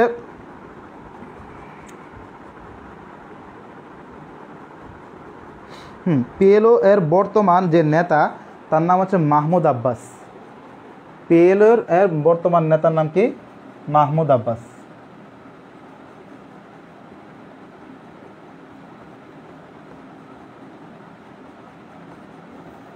আহমদ পাস। আচ্ছা, এই তথ্যগুলো তোমরা বইতেই পাবা, এই বই থেকে তো তোমরা পড়ে নিবা। যেটা বলতেছিলাম যে সাধারণ জ্ঞান ভাইয়া, সাধারণ জ্ঞান হচ্ছে সবচাইতে বেশি প্রশ্ন আসে সাধারণ জ্ঞান থেকে। যারা বি ইউনিটি পরীক্ষা দেবা তোমাদের 28টা প্রশ্ন আসবে সাধারণ জ্ঞান থেকে। 28টা প্রশ্ন হচ্ছে 35 মার্ক, মানে সবচাইতে বেশি নম্বর থাকে সাধারণ জ্ঞানে। আমি যখন পরীক্ষা দিয়েছিলাম তখন আরও বেশি ছিল। আমি যখন পরীক্ষা দিয়েছিলাম তখন 50টা প্রশ্ন ছিল, সেটাতে হচ্ছে মার্কস ছিল 60 নম্বর। হ্যাঁ, আমি বাংলা এবং ইংলিশে খুব কম মার্ক পাইছি, কিন্তু সাধারণ জ্ঞানে যখন আমি অ্যান্সার করতে গেছি, সত্য কথা, যখন আমি 50টা প্রশ্নের যে ইয়েটা দিছে, তো দেখলাম যে 1 থেকে 28টা পর্যন্ত আমার হুবহু একদম কমন। 1 থেকে 28টা প্রশ্ন পর্যন্ত আমার একদম কমন। আমি তো পরীক্ষা দিতেছি আর ভাবতেছি, আমার সিট পড়ছিল ঢাকা কলেজে। হ্যাঁ, ঢাকা কলেজে পরীক্ষা দিতেছি আর ভাবতেছি এটা কি ঢাকা বিশ্ববিদ্যালয়ে পরীক্ষা দিচ্ছি নাকি অন্য কিছু। এত কমন আসলো আমার, 1 থেকে 28 পর্যন্ত কমন। তারপর বাকিগুলো থেকে তো বেছে বেছে আর অনেকগুলো কমন পাইছি। হ্যাঁ, অনেক নাম্বার পাইছিলাম এখানে। 60-এর মধ্যে মনে হয় প্রায় কত পাইছিলাম, অনেক পাইছিলাম, মনে নাই আমার সবটা। আর হচ্ছে বাংলা আর ইংলিশে অনেক কম পাইছিলাম। বাংলা ইংলিশে এত একটা ভালো ছিলাম না, কারণ বাংলা ইংলিশে আমি যে প্রবলেমটা করছিলাম সেটা হচ্ছে ইংলিশের ক্ষেত্রে আমি গ্রামারকে অনেক বেশি গুরুত্ব দিছি, কিন্তু পরীক্ষায় যখন গেছি, পরীক্ষাতে প্রশ্ন আসছে ইয়ার উপরে, এই কি বলে, ভোকাবুলারির উপরে প্রশ্ন আসছে বেশি। হ্যাঁ, ওই যে সিনোনিম, অ্যান্টোনিম কোনোটাই আমার হয় নাই। তো তারপর হচ্ছে ইডিয়মস, হ্যাঁ, এই ধরনের হচ্ছে আরও অনেকগুলো এই গ্রামাটিক্যাল মুখস্থের যে ভোকাবুলারিগুলো আসছে, তো ভোকাবুলারি আমি খুব একটা পড়ি নাই। ভোকাবুলারি হচ্ছে ছেড়ে দিছিলাম, যে ভোকাবুলারি এতগুলো ভোকাবুলারি পড়তে যাব, 1 মাস আগে ভোকাবুলারি ধরছি পড়ার জন্য। তো এর আগে আমি সবসময় করতাম যে গ্রামার থেকে মনে হয় বেশি কোয়েশ্চেন আছে, গ্রামারটাই পড়ি, গ্রামার খুবই ভালো করে পড়ছি। গ্রামার থেকে কোনো কোয়েশ্চেন আমার ছুটে নাই, সবগুলো কোয়েশ্চেন গ্রামার থেকে হয়ে গেছে। হ্যাঁ, তো গ্রামার থেকে কোয়েশ্চেন আসছিলই খুব কম, 4টা-5টা আসছিলো। আর ভোকাবুলারি থেকে বেশি কোয়েশ্চেন আসছিলো। আমার সময় তো প্রায় 25টা প্রশ্ন আসতো। হ্যাঁ, 25টা প্রশ্নের মধ্যে হচ্ছে 4-5টা শুধু গ্রামার। হ্যাঁ, তারপর হচ্ছে 4-5টা গ্রামার দাগায়া, এখানে কিন্তু নেগেটিভ মার্কিং আছে, উল্টাপাল্টা দাগানো যাবে না। যেগুলো পারি নাই তো সেগুলো ধরিও নাই, দরকার নাই, কারণ আজ এটা দাগায় তারপর হচ্ছে নেগেটিভ মার্কিং খাবো। তারপর হচ্ছে আমার একটা জিনিস কমন পড়ছিল আমার, সেটা হচ্ছে প্যাসেজ। হ্যাঁ, প্যাসেজ সম্পর্কে তোমাদেরকে আমি শেষের দিকে আমি একটা ক্লাস নেব, ম্যাডাম ক্লাস নিচ্ছে, ম্যাডাম ক্লাস নেক। তারপর দেন হচ্ছে শেষের দিকে আমি তোমাদেরকে প্যাসেজ নিয়ে একদিন ক্লাস নেব। তোমাদেরকে যে শুধুমাত্র যে 12টা করে ক্লাস নেব তা কিন্তু না। হ্যাঁ, 12টার পরেও তোমাদেরকে নিয়ে আছে আরও ক্লাস নেব। মাঝে মাঝে লাইভে বলে দিব যে আজকে ক্লাস হবে, 1 ঘন্টা হোক, 1.5 ঘন্টা হোক, আধা ঘন্টা হোক, যতটুকু পর্যন্ত হোক, তোমাদেরকে একটা টপিক বুঝাই দিলাম। এবার হচ্ছে 12টা ক্লাসের পরেও আর অনেকগুলো ক্লাস নিব। আর আমাদের কিন্তু 3টা করে সাবজেক্ট শেষ হওয়ার পরে পরীক্ষা চলে আসতেছে। পরীক্ষা কিন্তু আর বেশি দিন নাই। এই আজকে একটা ক্লাস হচ্ছে, আর 2 সপ্তাহের মধ্যে হচ্ছে 2 সপ্তাহ পরে একটা পরীক্ষা হয়ে যাবে। পরীক্ষা যে হবে একদম ঢাকা বিশ্ববিদ্যালয়ের হুবহু কোয়েশ্চেন করবো আমি, একদম খুঁজে অনেকগুলো কোয়েশ্চেন করব। এর আগের একটা ব্যাচ ছিল আমার, ওই ব্যাচে যখন ফার্স্ট পরীক্ষাটা নিচ্ছি আমি, দেখা গেছে যে ওই পরীক্ষাতে অংশগ্রহণ করছে মাত্র 1 জন। কেন জানো? কারণ তারা হচ্ছে ভালো করে মনোযোগ দিয়ে পড়ে নাই। প্রশ্ন যে অ্যান্সার করবে, অ্যান্সার করতে গিয়ে ভয় পেয়ে গেছে, যে এই প্রশ্ন যে অ্যান্সার করবো এটা করতে গিয়ে ভয় পেয়ে গেছে। পরবর্তীতে আমি প্রশ্ন সলভ করে দিছি, মাত্র 1 জন শুধুমাত্র আমাকে প্রশ্ন সাবমিট করছিল। তোমাদের ক্ষেত্রে যেন এরকম না হয়, কারণ এটা আগে থেকেই বলতেছি, ভালো করে এখনই প্রিপারেশন নিয়ে নাও, এখনই আমার আগে ক্লাসগুলো দেখে নাও, দেখে হচ্ছে প্রিপারেশন নিয়ে নাও। আমি কিন্তু ঘোষণা করব যে কে ফার্স্ট হয়েছে, কে সেকেন্ড হয়েছে, কে থার্ড হয়েছে। হ্যাঁ, ঘোষণা করব। আর ছোট্ট একটা পুরস্কার দেবো, যাও, ছোট্ট একটা পুরস্কার দেবো, মোবাইল রিচার্জ দিয়ে দেবো, যাও, ছোট্ট একটা পুরস্কার দেবো। আর হচ্ছে ঘোষণা করবো যে কে ফার্স্ট হয়েছে, কে সেকেন্ড হয়েছে, কে থার্ড হয়েছে, সেটা হচ্ছে ঘোষণা করে দিব আমি। হ্যাঁ,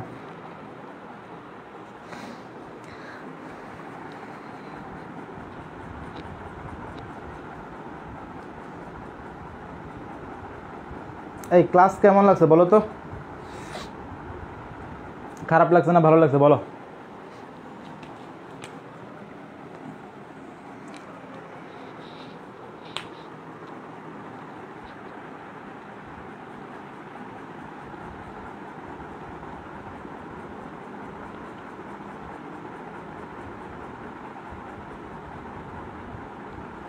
কমেন্ট করে জানাও যে আজকের ক্লাস কেমন লেগেছে।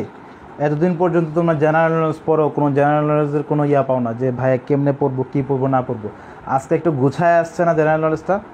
অনেক ভালো লাগছে ভাইয়া, বৃষ্টি। আচ্ছা দেখি আর বাকিরা বলো। হ্যাঁ, আজকে অনেকটা গুছায় নিয়ে আসছি, আজকে থেকে পড়ে মজা পাবা। যে এশিয়া মহাদেশ যখন তোমরা বাসায় বসে বসে পড়বা তখন অনেক মজা পাবা।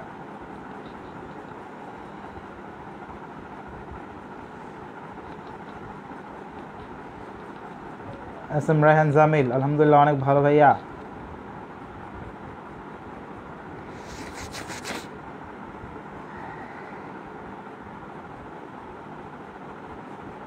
আবুল হাসান, অসাধারণ লাগছে ভাইয়া।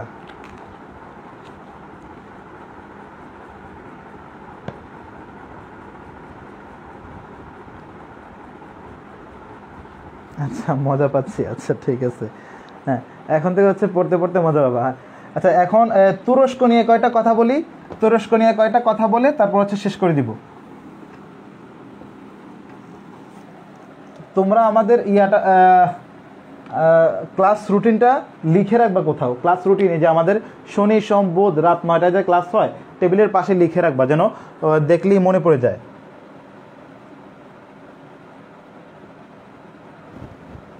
তুরস্ক নিয়ে কয়টা কথা বলি। ইউরোপের রুগ্ন মানুষ বলা হয় তুরস্ককে। কেন বলা হয় সেটা জানার দরকার নাই, ইউরোপের রুগ্ন মানুষ বলা হয় তুরস্ককে। ইউরোপের রুগ্ন মানুষ কি তুরস্ক।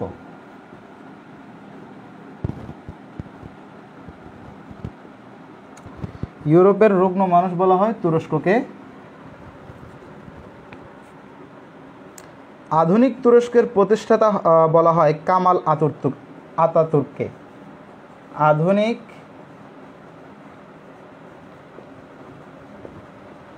তুরস্কের প্রতিষ্ঠাতা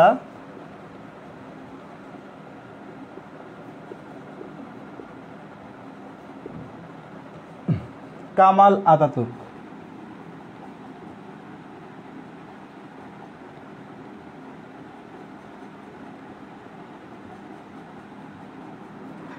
আধুনিক তুরস্কের প্রতিষ্ঠাতাকে কামাল আতাতুর্ক।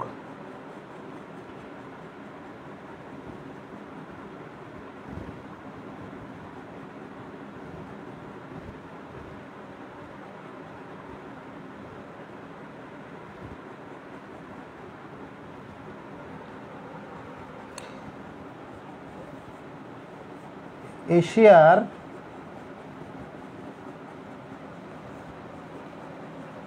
একমাত্র নেটোভুক্ত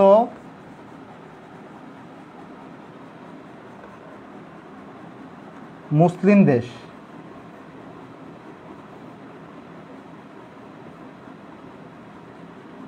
এশিয়ার একমাত্র নেটোভুক্ত মুসলিম দেশ হচ্ছে কি তুরস্ক।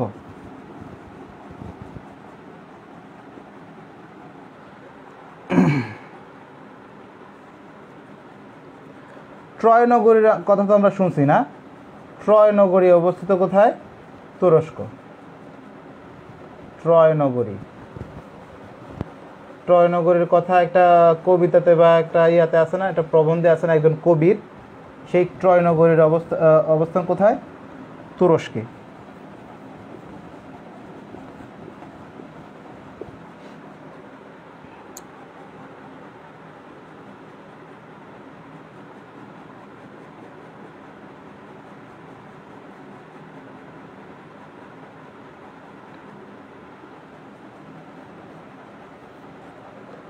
ওকে,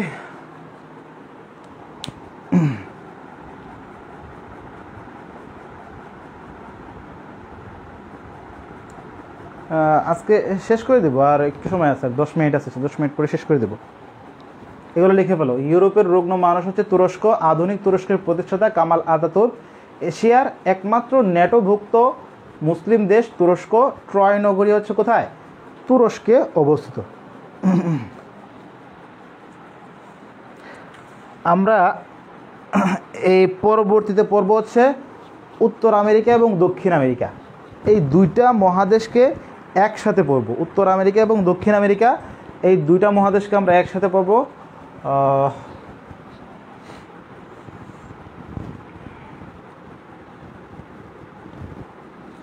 একদিন প্রণালী নিয়ে হচ্ছে ক্লাস করব, একদিন প্রণালী নিয়ে ক্লাস করব। তোমরা বাসায় বসে যে কাজটা করবা সেটা হচ্ছে এশিয়া মহাদেশ নিয়ে আমরা যে আলোচনা করলাম, হ্যাঁ, সেই আলোচনাটা তো খাতায় লিখে ফেলছো। হ্যাঁ, তোমরা কিন্তু এলোমেলোভাবে লিখো না, যে বাংলাও একটাতে লিখতেছো, ইংলিশও একটা লিখতেছো, সাধারণ জ্ঞানের একটাতে লিখতেছো, এরকম এলোমেলো করো না। হ্যাঁ, যে সাধারণ জ্ঞানের জন্য একটা খাতা, বাংলার জন্য একটা খাতা, আর কিসের জন্য, ইংলিশের জন্য একটা খাতা, তিনটার জন্য আলাদা আলাদা করে খাতা রাখবা। সবগুলো হচ্ছে নোট করবা। হ্যাঁ, নোট করবা, কারণ এই নোটগুলা কখন কাজে দিবে, যখন তুমি বিশ্ববিদ্যালয়ে ভর্তি পরীক্ষা দিবা, তখন বই, এত বড় বই তো পড়ে শেষ করতে পারবে না। পরীক্ষার আগের রাত্রে এই যে নোটটা আছে, এই নোটটা যদি তুমি পড়ে যাও তাহলে শেষ করে ফেলতে পারবে নোটটা। হ্যাঁ, কারণ আমি এখানে যেগুলো পড়াচ্ছি, আমি এখানে শুধুমাত্র ইম্পর্টেন্ট যেগুলো আছে সেগুলোই পড়াচ্ছি, যেগুলো হচ্ছে ঢাকা বিশ্ববিদ্যালয়ে ভর্তি পরীক্ষায় আসতে পারে। হ্যাঁ, বইতে তো অনেকগুলো আছে, বইতে তো জিকে হচ্ছে অনেক বড় বই, আর হচ্ছে অনেক সাধারণ জ্ঞানের কোনো কুল কিনারা নাই। এটা হচ্ছে মানে কি অথই সমুদ্র। হ্যাঁ, অনেক, এটার কোনো কুল কিনারা নেই। পৃথিবীতে যা যা ঘটতেছে তাই তো সাধারণ জ্ঞান। এখন কোন দেশে কি হচ্ছে না হচ্ছে সব কিছুই সাধারণ জ্ঞান। হ্যাঁ, গতকালকে যা যা হয়েছে সব কিছুই আজকের জন্য সাধারণ জ্ঞান, আজকে যা যা হচ্ছে তাই সাধারণ জ্ঞান না, সব কিছুই হচ্ছে সাধারণ জ্ঞান।